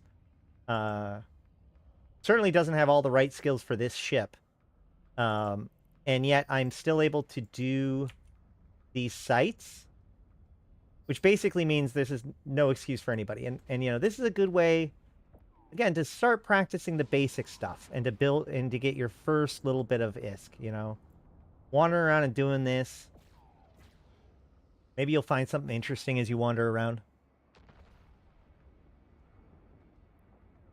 Maybe you'll just get some practice going. Because, like, a lot of people talk about, like, oh, you got to get into the ship and all this stuff, but a lot of players are still making very basic things, forgetting to activate their modules, forgetting to stop overheating their modules, you know, knowing how to pilot.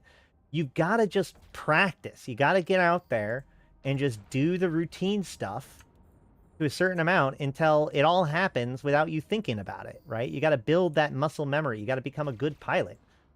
And so that way, you know, when you're in PvP and suddenly the shakes are happening and you're panicking, you know, you don't forget to launch your drones or shoot your gun or whatever it is. Because, like, a lot of new bros lose their first few matches in PvP because they just, like, their brain freezes up and they don't do the right thing. The more you just drill on how to pilot your ship, you want every action on your ship to be basically routine by the time you need to do it in a live combat environment, right? Now, you know, we don't always get a perfect situation, but, you know, optimally, you want to do that, which is why I recommend things like this and the Abyss as ways of getting good practice. Now, missions can work, but if you just do missions in, like, a battleship or whatever, what are you really learning? Doing the, like, even lower level missions, level 1, level 2 missions in frigates, is a really good way to just start learning how to pilot. You want to do things in cheap, small ships, content that stuff can do, but that will punish you for making mistakes. So that way you can learn, because piloting this frigate against these little dudes is almost the exact same thing. It feels exactly the same as piloting a cruiser or even a battle cruiser.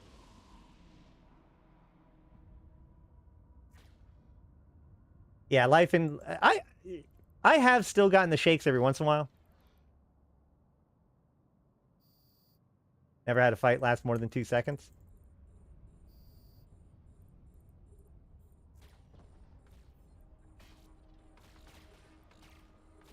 Ooh. Let's get out of here. Prop on. Oh man, when their DPS are hitting the same numbers as my DPS, we have a problem.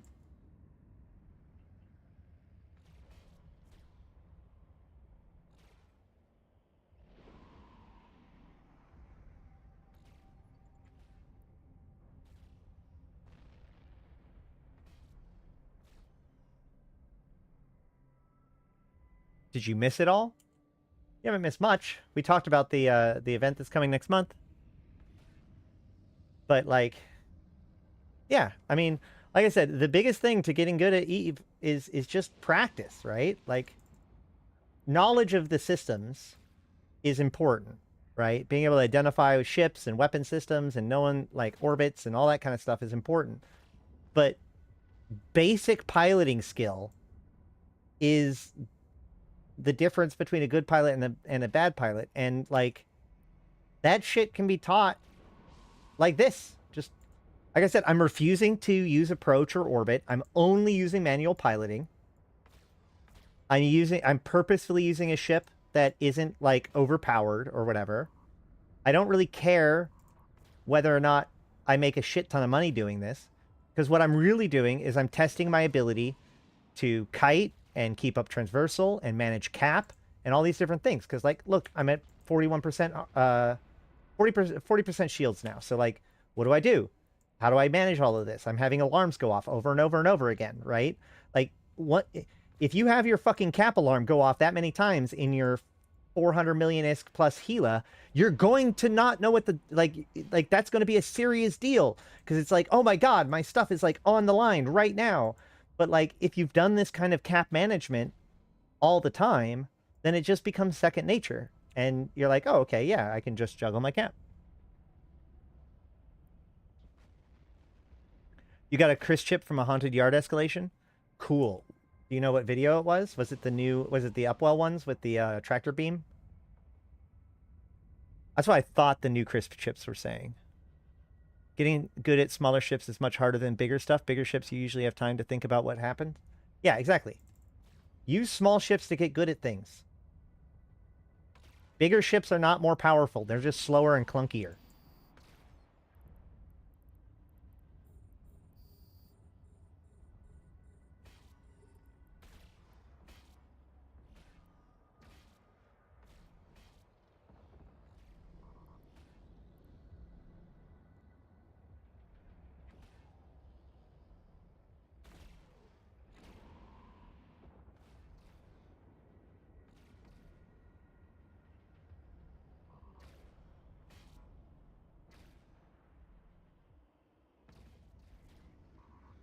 Yeah, the alarms always rattle me once and I get nervous, I just mess up.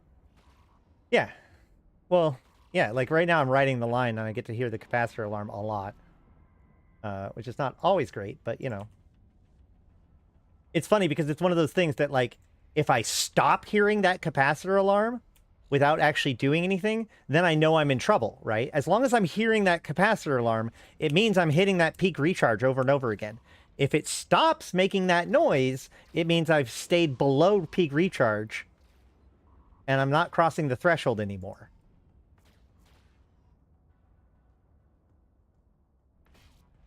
Interestingly enough, it will make that alarm both directions, right? So if you go below the threshold, then when you're coming back up past the threshold again, it will go off again.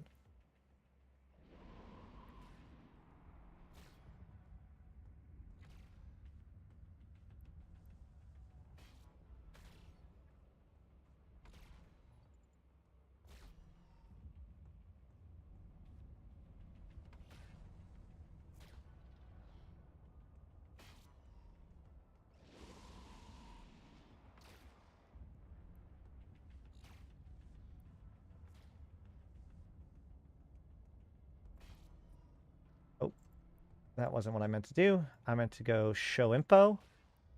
So these guys are doing predominantly EM and thermal, so I could probably better tank myself against them too. And also, if I do EM damage, I would do more damage, but I'm kinetically locked in this ship, so I'd have to get a ship that wasn't kinetically locked, or a different weapon system. Like if I was using drones, I could use EM drones. Amar drones.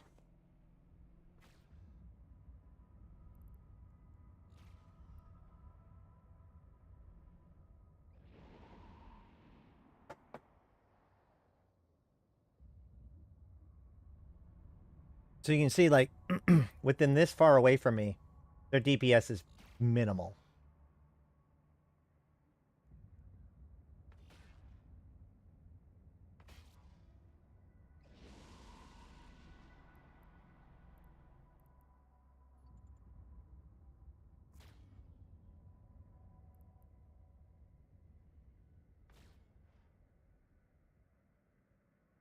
And what's funny is that, like, it seems like the people coming in are not even bothering to contest me, probably because these sites are so basic.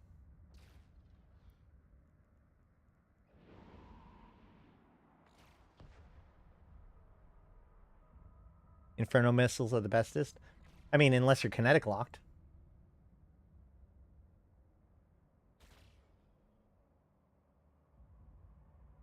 You mean for drones?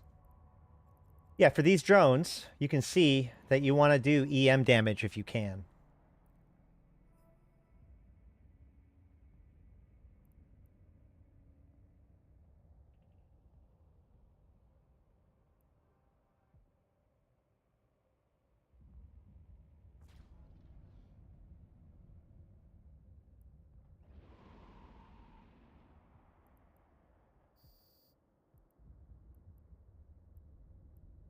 And that's it for them.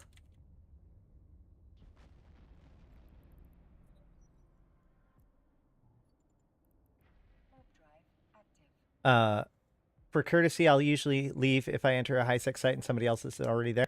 Yeah, that's true. But my point is that when it's an event site and these sites are worth like 25 million ISK or whatever each, people are a lot less polite. And so a lot of newer players get muscled out because, like, you know, they're in a Praxis and then somebody shows up in a Paladin. You're not locked. You are bonus for difference. For the difference being, it is possible that you do more damage on your own bonus most of the times, missile types of time.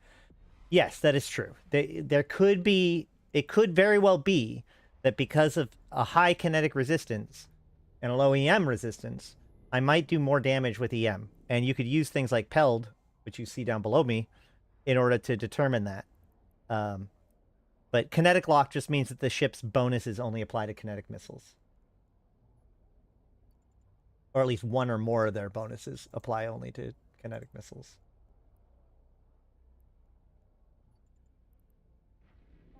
When I do drone sites, I do them in a cormorant from far away. I should try using a Corax to get closer to practice.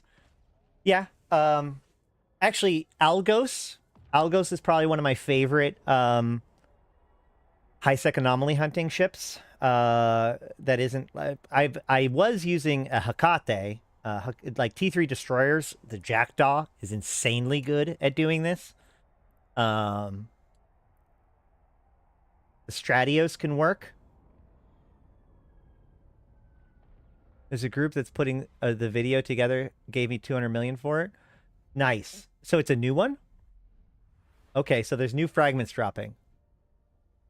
What's that site? A demonstration? It's a special anomaly that's only a Mimitar space.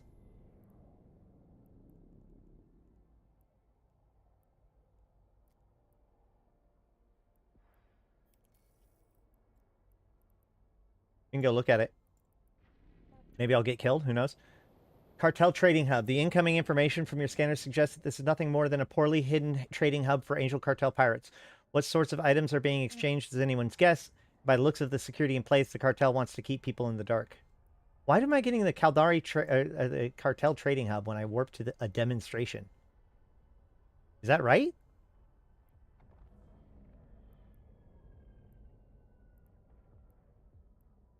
There's 3 cans.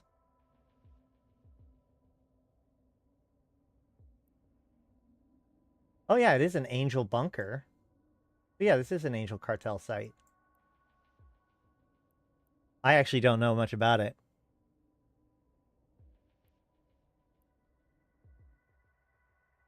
Maybe we can look into it later.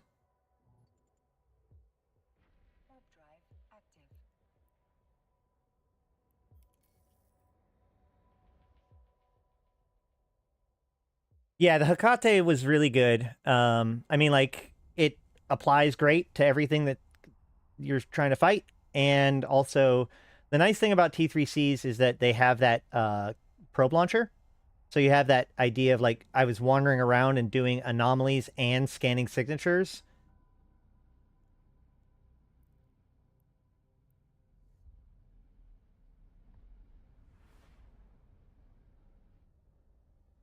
That was very effective. That's how I got my first like 3 or 4 chips. Or drone parts, whatever. 7 or 8.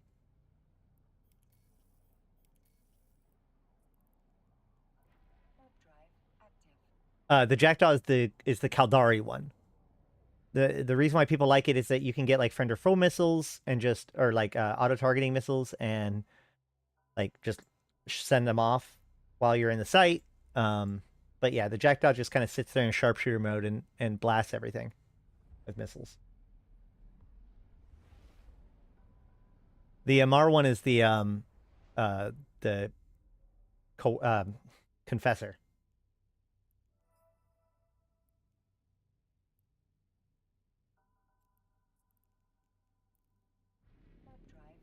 I'm getting 500,000 per site. That's not nothing, but it's not good. Remember, there's only a 1 in 20 chance of getting like a rare spawn, and even then, not all rare spawns have something good in them.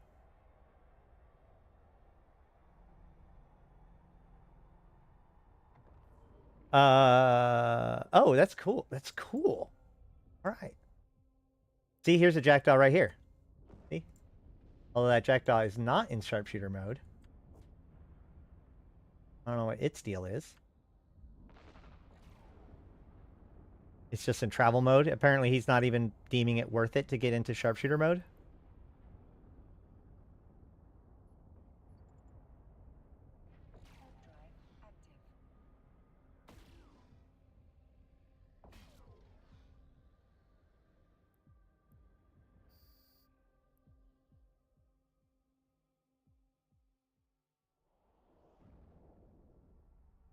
One of the uglier Caldari ships.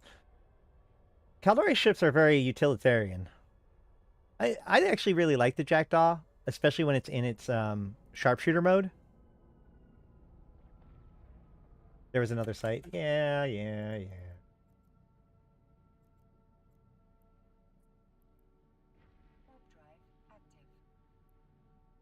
Watch, I just warped to the same one again. Probably. And then by the time I'm done with that, he'll be done with this site and go to the other one. Aren't auto-targeting missiles bad in high sec? They're as bad as Edencom ships.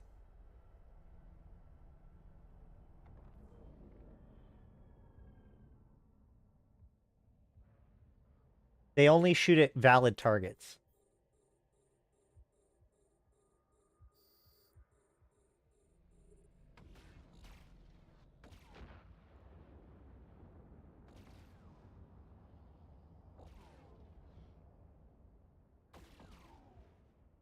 Dragoon does work really well. Yeah, drones are really cool because you can just launch them, and then when the rats start attacking you, the drones will start attacking them before you can even lock them. All those drone boats are good. Stratios is good. Estero's even fine. You can do a lot of these sites in an Estero if you're ballsy enough.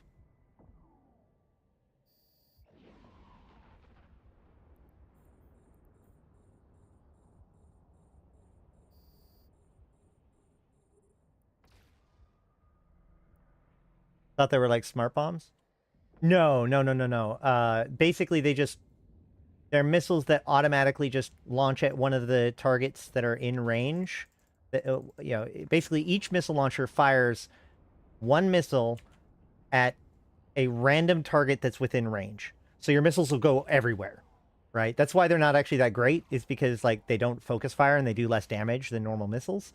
But if you're just like here and you've just got a bunch of small little rats swarming you, it's perfect. That's what it's for.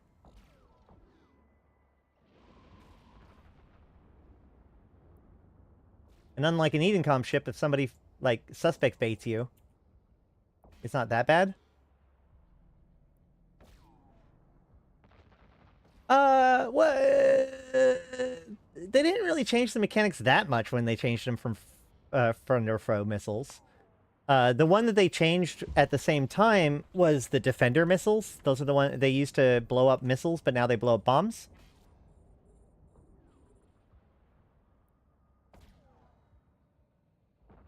But yeah, auto-targeting missiles are basically the drones of the missile world.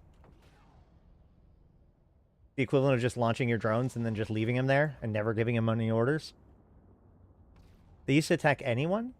Well, I'm not going to argue that point right now, but I'm pretty sure it never would Concord you.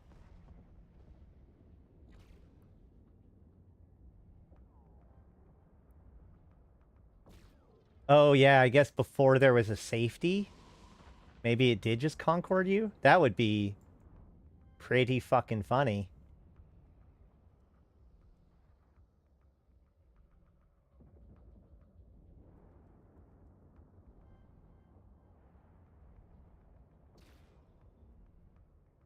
There's a lot of things back in the day that would just kill you. There still are some, but like a lot more back in the day. Like, oh, you hit F1 while near a structure and then accidentally started locking it? Well, I guess you're dead now.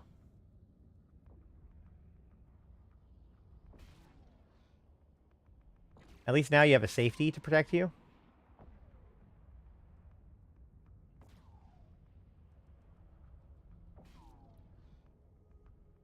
There's another jackdaw. Or maybe that's the same jackdaw? Probably the same jackdaw.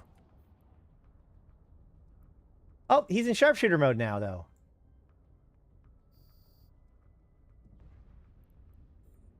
See, that looks way cooler. Like a weapons platform, right? Feels like this should be its siege mode. Like it doesn't move, but it like tracks really, really well or something.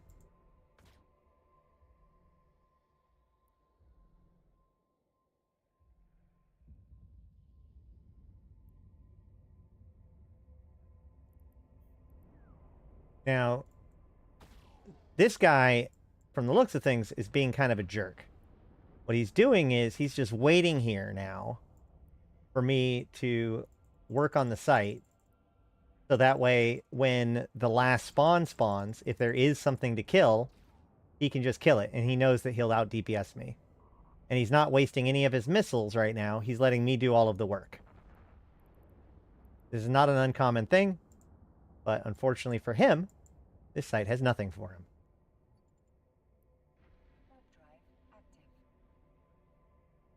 I had a friend lose a golem using them for attacking a wreck. I accidentally lost a Drekavec once for shooting at a wreck because I forgot to change my safety from red when I came from low sec because I got potted, so I didn't actually like travel from low sec to high sec, so I forgot to change my safety. Went out like an hour later, did an immersion conduit with a friend, shot their wrecker and died.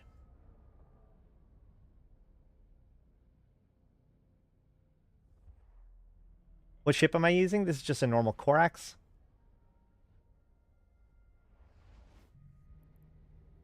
This is the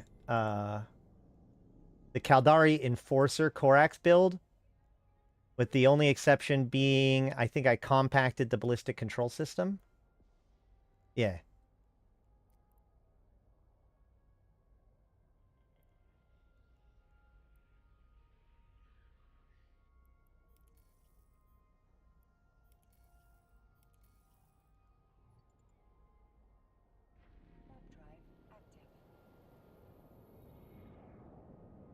Corax is a good new bro ship, even if fitting it is a bit tight.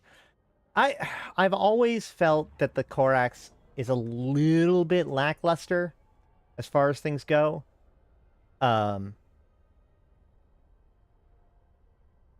It's probably just because it's a missile platform, but like the Corax seems to struggle a lot more than some other destroyers in a lot of destroyer content, I find. You do it in a Stratios? Yeah. Yeah, the Stratios is a great option. I'm just using a brand new alpha, or, you know, an alpha that I started December of last year, with just a little bit of ISK from previous activities. So I was trying to keep it pretty light and show how little you need in order to be able to do this stuff. Ikawazu-chan, 07. You never go full luster on a new bro ship. It's true. Yeah, you know, part of part of the whole thing here is not that I'm blinging it out in order to do everything well. It's so that way I get punished for making mistakes, so I learn. Because the ISK that I make today won't matter a year from now. But if I get better at piloting, that will, right? That's what's important. Leveling up your piloting, leveling up you, getting out there and flying in space. That's what's important.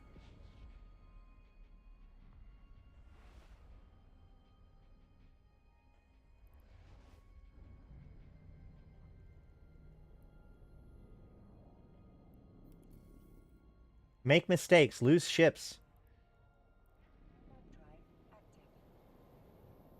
Be bold. I mean, this entire ship is 5 million ISK. For as little ISK as I'm making per site, I'm still like I'm still halfway like built up enough. Hold on. Maybe not, but let's see.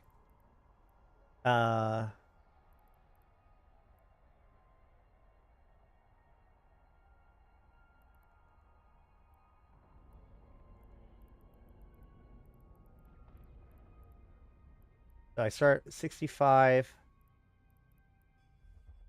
Okay, I haven't earned that much. I've earned like 1.5 million. Whatever. Learning to comfortably haul through low and nullsec without being afraid was my biggest growth. Man. Someday I will know how to do that.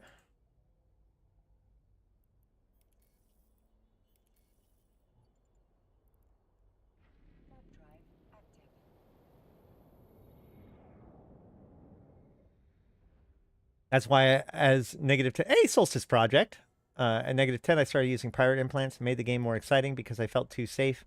Mistakes actually matter again. Yeah. Then you can do what I did, which is lose your full set of high-grade amulets in nullsec because you forgot that you were in them, and you sack your algos. Yeah, it was bad.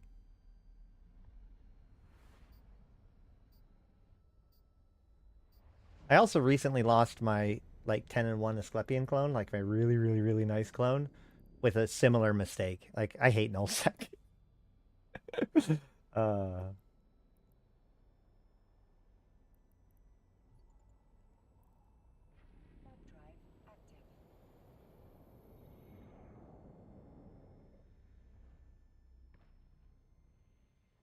I go weeks without dying, and then the second I plug in some expensive implants, I'm dead within an hour. Yeah, I feel that real in my soul. Didn't you self-destruct a set on accident? If I did, there's no records of it, and you can never prove it.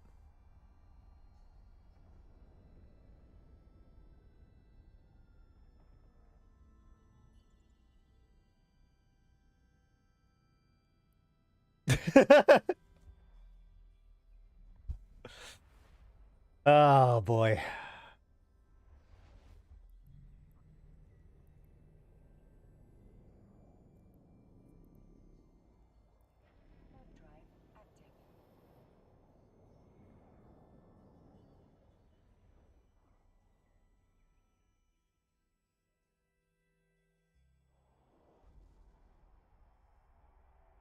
So the reason why I go to Marspace is because a Marspace is huge, and there's lots of little nooks and crannies where people just aren't. So this is what I try to do with most events, is head out into deep Amar Mimitar space to do my event sites, because that way I run into less people, I have less problems with races, etc., etc.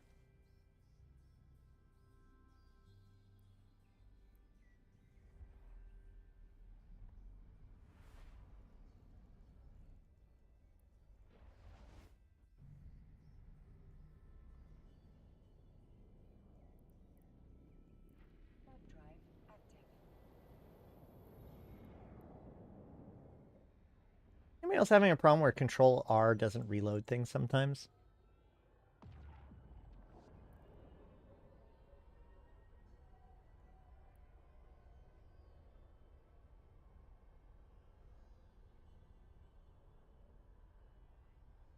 Yes. If you're being harassed by people, I recommend getting out of Caldari space. People take offense to me saying that, but then, like, I'm usually not wrong in my assumption that they are in Caldari space when they're complaining about how much they're being harassed. Well, there's people that gank in other areas of space too. Well, yeah. They exist in other areas of space, but, like, they have to travel from Caldari space to get there most of the time.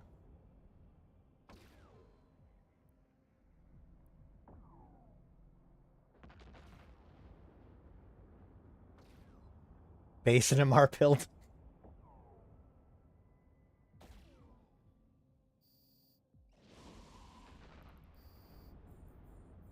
At least until, you know, we cut off Amar from the contiguous HiSec, in which case you should really shop in Dodixie just for your, you know, like, security purposes.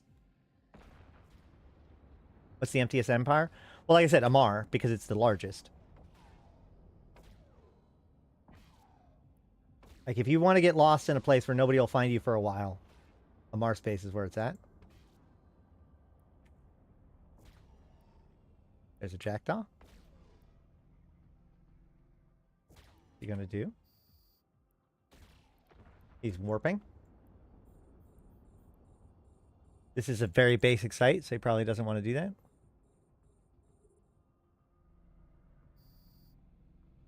Yeah, the Trig Super Highway fixes your travel needs. Yeah, that's the thing, is that if you're willing to go and learn a couple of the tools that are at your disposal, you can utilize things that are way, way more effective than what most people will do.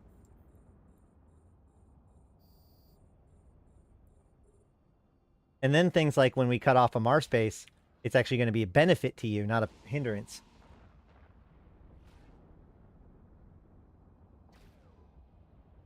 Gankers equal alcohol. Caldari space is Everclear. Everywhere else is beer. Yeah. I mean, I've made several videos about, like, how to avoid being ganked.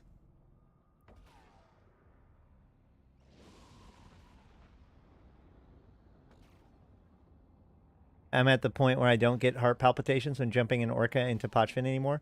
You might be clinically dead. I'm concerned for your health. That doesn't sound right to me.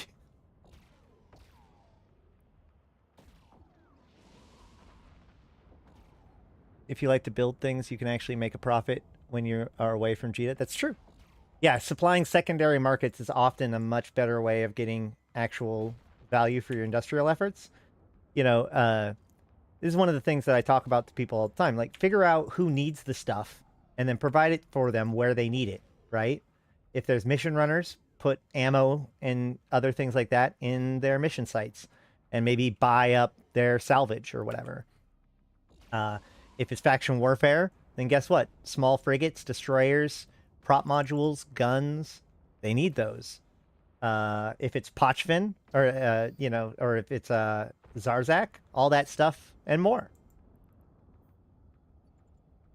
Hell, there are people that just chase around incursions, right? And then just provide stuff to the incursion runners.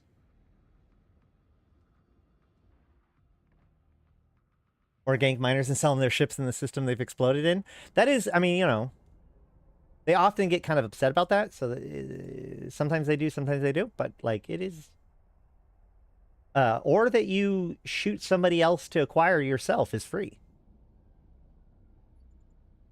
That being said, honestly, ganking somebody for their ore is incredibly inefficient just because ore is such a pain in the butt to move around if you don't have, like, a dedicated ore holder.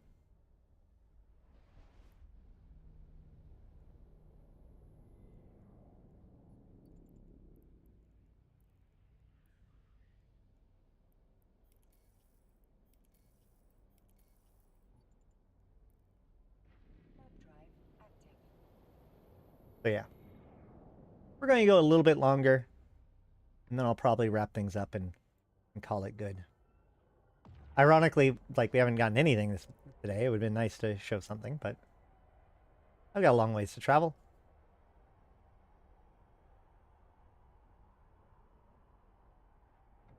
And next time we play with Kado Ash, probably we'll do Abyss.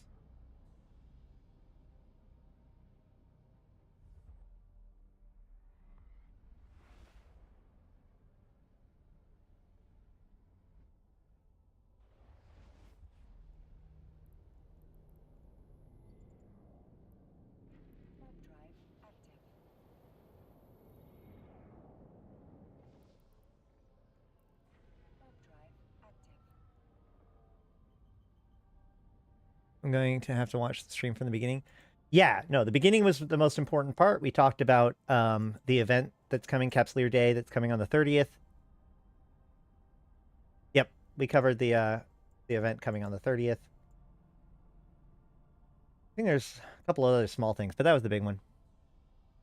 Capsuleer Day is coming. Looks like it's going to be a lot of fun. A Jackdaw and an Orthrus already here. And the site's already done. No problem.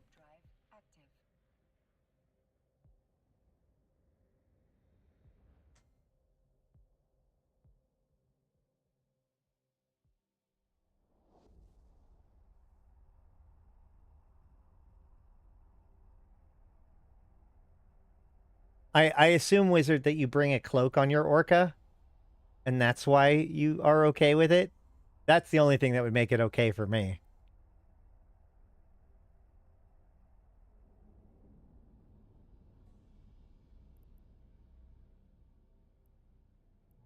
Yeah, okay. I'll say. Being in an Orca in Pochvin for more than 30 seconds uncloaked is probably dangerous. Hey, Mehator! I know you.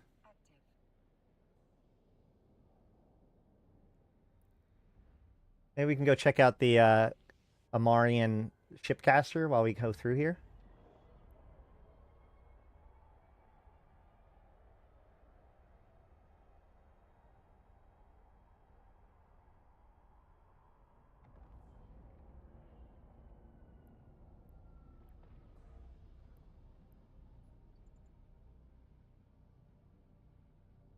I don't do it as much anymore now that my alts can use Iterons. Well, yeah. I mean, that makes sense. That being said, the Orca is, like, a really good hauler. There we go. All right, we're in Mehator. It's worth noting, look, these counterinsurgency guns are still here, right? We don't know how long they last. They seem to last as long until somebody blows them up. Long after the actual insurgency is over, which I find very interesting, right? Like, this is basically a permanent change until somebody blows it up.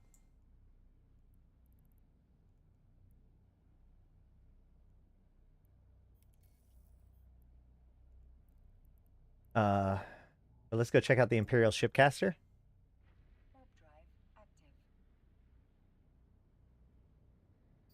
60 jumps of manual warping versus 5 jumps with a 15-minute breaks. Yeah, I'm with you.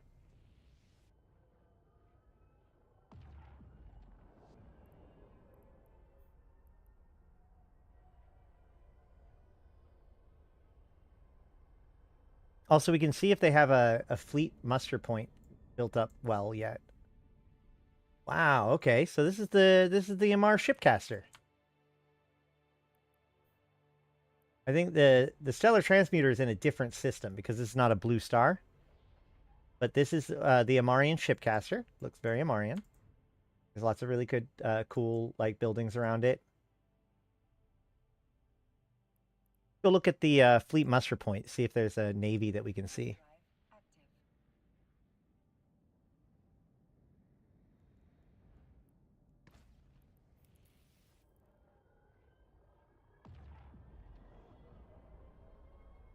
That's the other reason why I like just going out there and looking around, is because, you know, as you bumble around throughout the world, you find different stuff and look at it, or opportunities to check things out. Aha! Look at that. There is a muster point now. Can I go down there?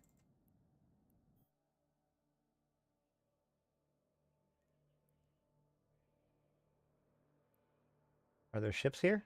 Whoa. Yes, there are. Look at all those.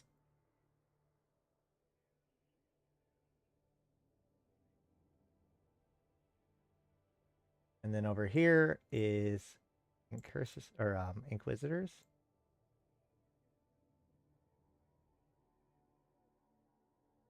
And then, of course, there's the Titan.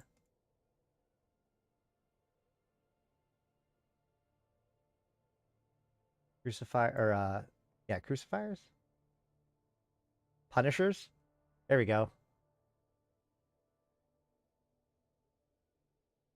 That's a screenshot, isn't it?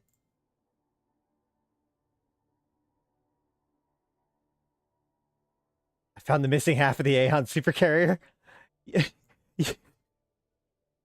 Well, you know. I mean, Amarian ships already get accused of looking like phallical objects, so, you know, you've got the Avatar, and this kind of looks a little bit like a butt plug, maybe? I don't know.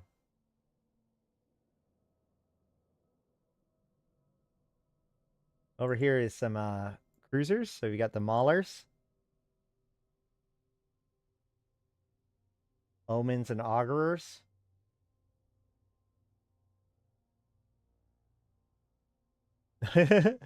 While the Galentes is, yeah, well. And Arbitrators. And that's the Maulers. Do we have any capitals? Oh, well, there's the Sino Beacon and defenses that they have.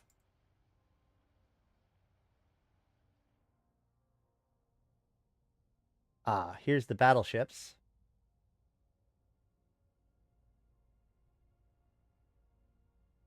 Not that many overall.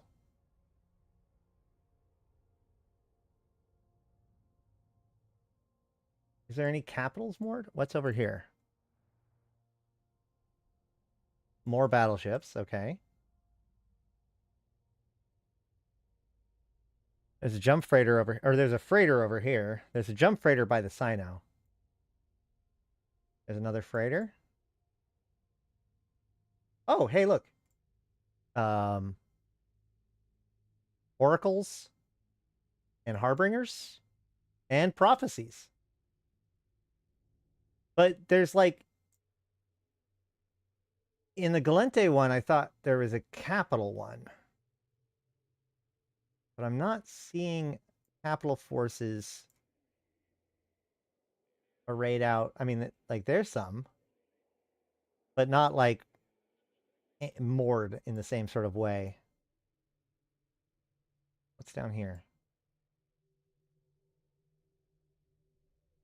More cruisers.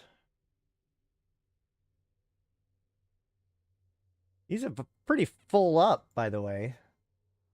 If they're going to invade people, they're pretty much ready to do it. Oh, hey, confessors. That's a lot of confessors. Holy crap, that's a lot of confessors. And dragoons.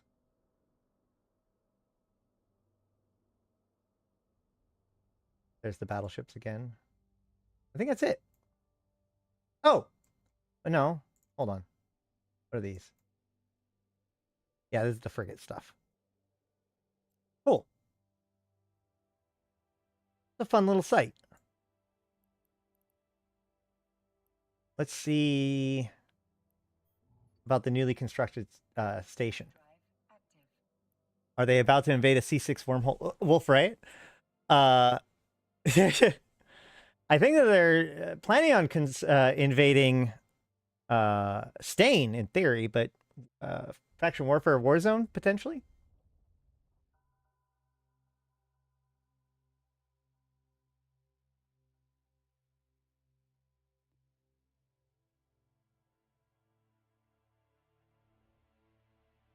Is there an anchorage here? No. There's just some supplies. Okay.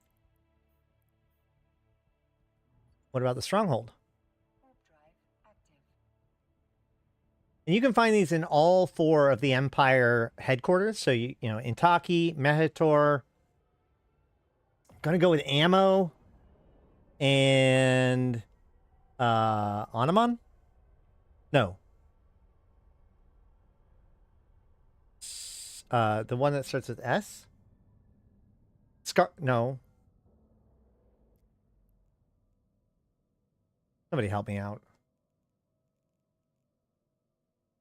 In the meantime, here's another shipyard.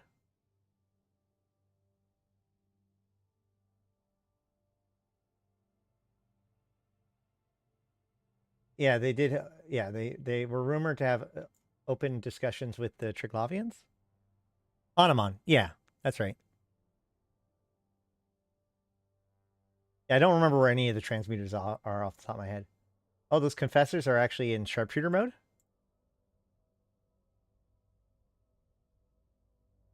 More harbingers? I assume that the gold color here is not like a special skin, it's just the lighting.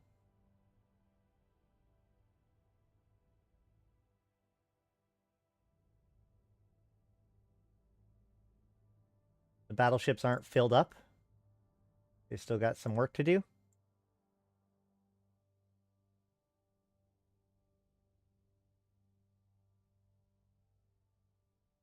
Sightseeing is my new thing. I really enjoy it. Yeah. There's a lot of really cool things to go check out in Eve.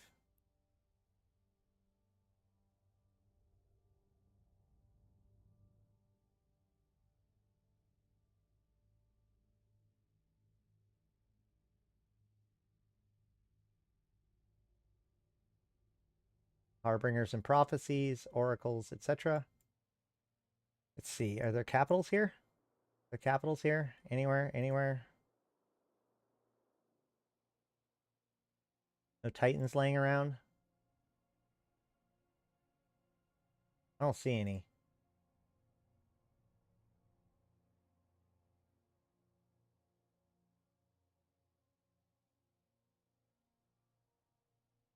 I see some jump freighters. Oh, these buildings are really cool, though.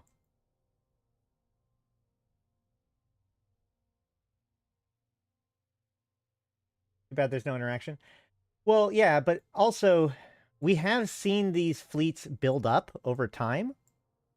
And like when the Galente one filled up, that's when they invaded Intaki. So it's hard to say if these things mean anything. Yeah. All right. Let's go ahead and keep on going.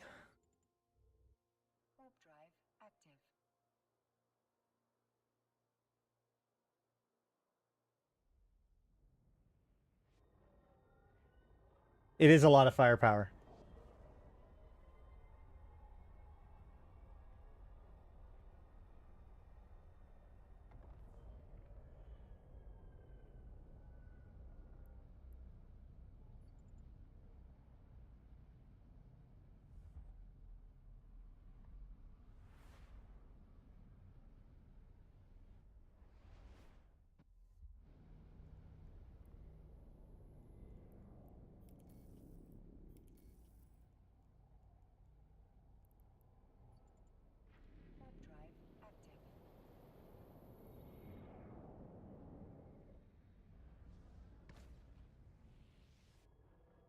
Where are we going next?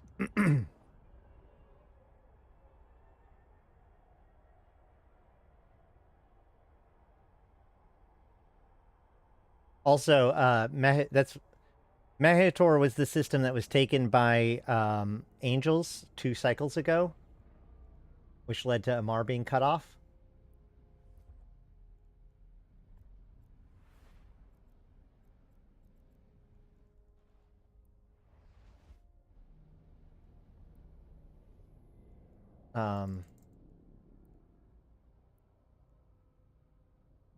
Current insurgency is ongoing. It's brand new.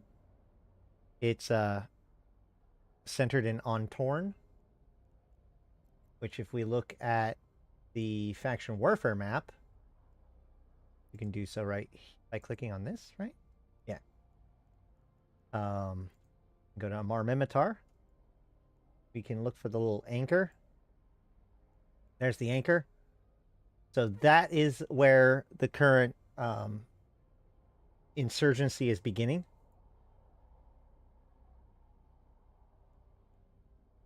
Looks like it's pretty deep in the war zone, though. It'll be fun.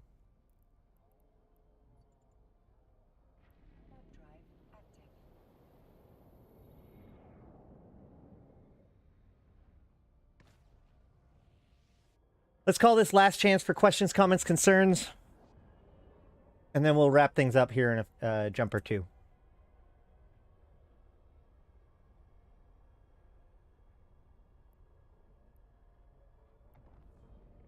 I'm going to hit the insert ad button because I can. You can't stop me. Show us the transmuter. Is it an O-hide? I think it's an O-hide, isn't it? Okay, hold on.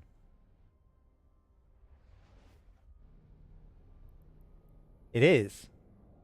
Right? Yes. I will show off the transmuter and then we'll wrap it up. That's probably a good idea.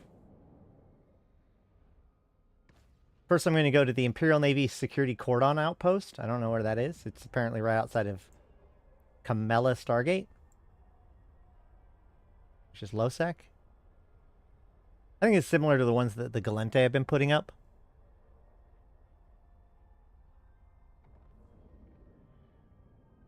Hey, it's the old Amarian outpost model. I used to live in one of these in Nullsec.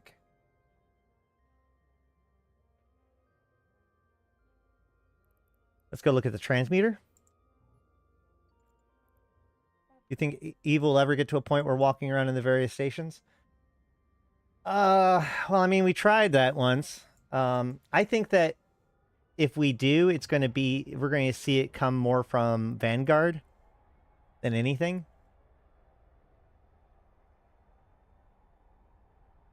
Nice to see Eve in high res. Yeah. Eve is gorgeous in high resolution. Here is the Amarian Stellar Transmuter.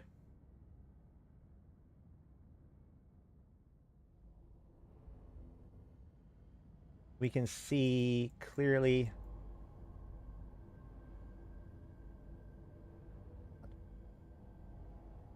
We have, yeah. So on the back of the device, we have the 3 science balls being created, like we do in the Triglavian Stellar Transmuters. If I remember correctly, the ones from earlier didn't have these vents. Somebody correct me if I'm wrong. But yeah, so these science balls fill up, and then they dissipate.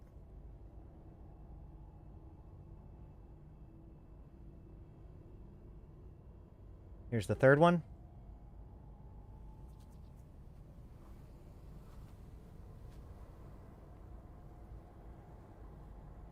And then they appear to evaporate, dissipate, get collected, something like this.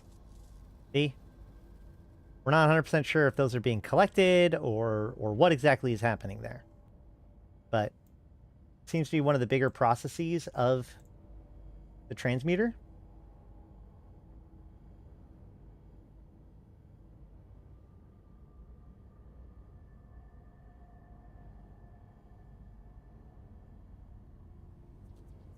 Pretty cool looking.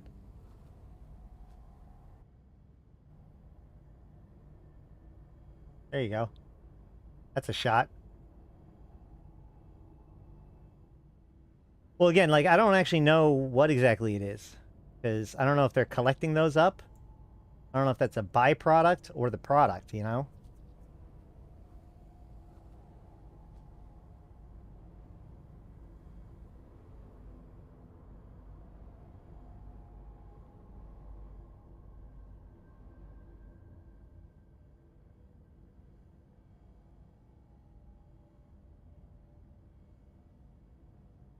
Pretty cool. When Captain's Characters got shut down, only 3% of the players were using it. Granted, they implemented it in a very clunky way and slowed down daily tasks so people didn't use it. I have definitely gone over the Captain's Quarters and the story behind all that. I'll have to find it for you, Sheesh. Has CCP said what these are for, though? They are transmuting the Porvitium, of course. No, what we've gathered is that they are extracting something from inside, deep within the heart of the sun. So this Imperial Stellar Transmuter represents the Amar Empire's mature development of the technology. It first acquired through the control of the captured Triglavian Dow's Porvitium transmuter in the Arshat system. The Empire developed the first prototype stellar transmuter fusing Triglavian technology with known principles of stellar harvesting, and deployed 3 such prototypes in the contested warzone systems of Egmar, Turner, and Vard. Despite setbacks such as the loss of the Turner prototype in a catastrophic stellar event that devastated the system, and the subsequent capture of Egmar and Vard prototypes by the Mimitar Republic, the Amar Empire learned much of from its experiments and perfected its grasp on the technology. The first mature Imperial Stellar Transmuter was deployed in the Ohide system as a key element of the power and critical resource base required for operating the Imperial Interstellar Shipcaster network. So yeah, the one thing that it does say on the Dawes Porvitium transmuter, which is the original, the Triglavian version, is it talks about how this shield is actually a 0-point condenser. And as the shield is built, that powers the system somehow. So they're using 0-point energy or 0-point condensate or something along those lines in order to use this beam in order to take things from the heart of the star. Given the fact that they do it in only blue stars, and specifically AO blue stars.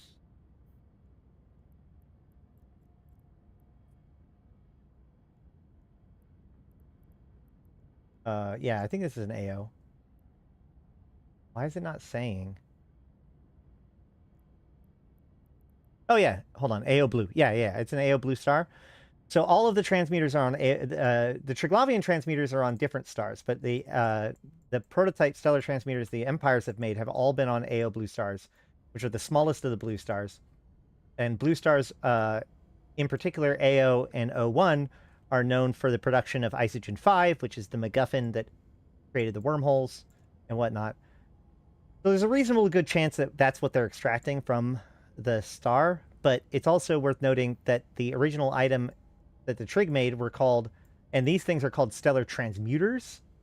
So, and the other one was called Dawes Porvitium's transmuter, which Dawes means star, Porvitium might mean space hole or space-time defect, or there's a couple of theories depending on whether or not it's Greek or Latin.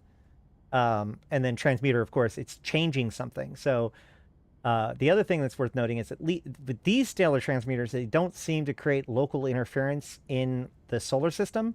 However, every other stellar transmuter has had an impact and influence on the stars that they are transmuting to the point where it affects all of the local space-time within the solar system.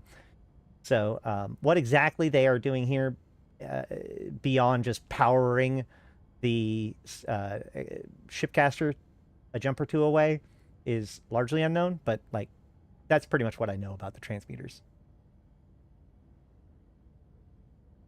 Yes, yeah. These are the 4 Empire stellar transmuters are within 2 jumps of the shipcasters, and they power the shipcasters. And if you go to Zarzak, you'll see that Zarzak itself, the fulcrum itself, is a giant stellar transmuter. It has a beam coming out of the bottom of it, just like the stellar transmuters into the Zarzak sun. So there's that. All right, but I think that should about wrap things up for the day. On Thursday, I hope to be back. Not sure what we'll be covering. If there's any news or whatever. Fights breaking out in bars could be fun. All right, but all that said, I've been Ashrathi. I've been playing this game since 2010, talking about it since 2012, and I'm here to put even to context for you, my fellow Empyreans. Thank you guys so much for coming. Thank you for liking, commenting, subscribing, checking it out, sharing with others, or even just hanging out long enough to be able to hear me say this. It really means a lot to me. It means a lot to the channel, and it means a lot to a lot of people who use my channel to learn about EVE Online, because that's what we're here to do. We're maximizing player engagement with EVE Online. Please consider, like I said, subscribing, or if you want to even take the next step, you can become a member, get videos early, as well as emotes and even members-only videos, or like streams. So, yeah, come check it out. Come join the Convocation Imperians. Help me maximize player engagement with you online, or the Invited, and help forward the efforts of the Deathless.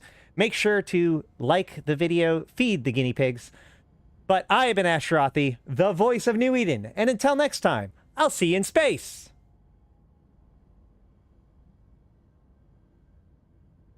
Bye, merch!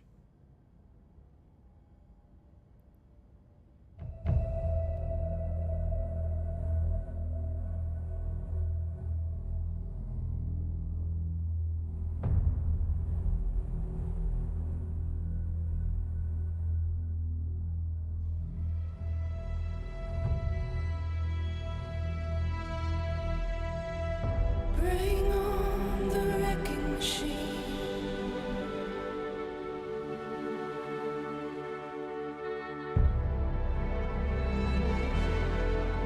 Remember, reality is an illusion. The universe is a hologram. Bye, gold. Bye!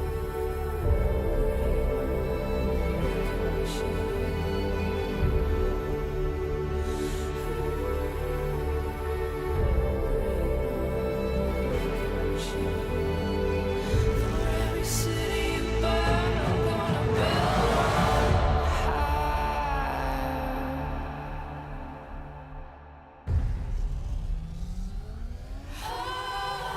Bring on the wrecking machine, setting your dreams of heaven on fire.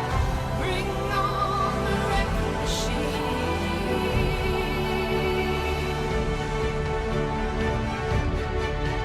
Bring on the wrecking machine. Bring on the wrecking machine. Gonna ignite your every desire. Bring on the wrecking machine. For every city you burn, let it burn, let it burn, let it burn.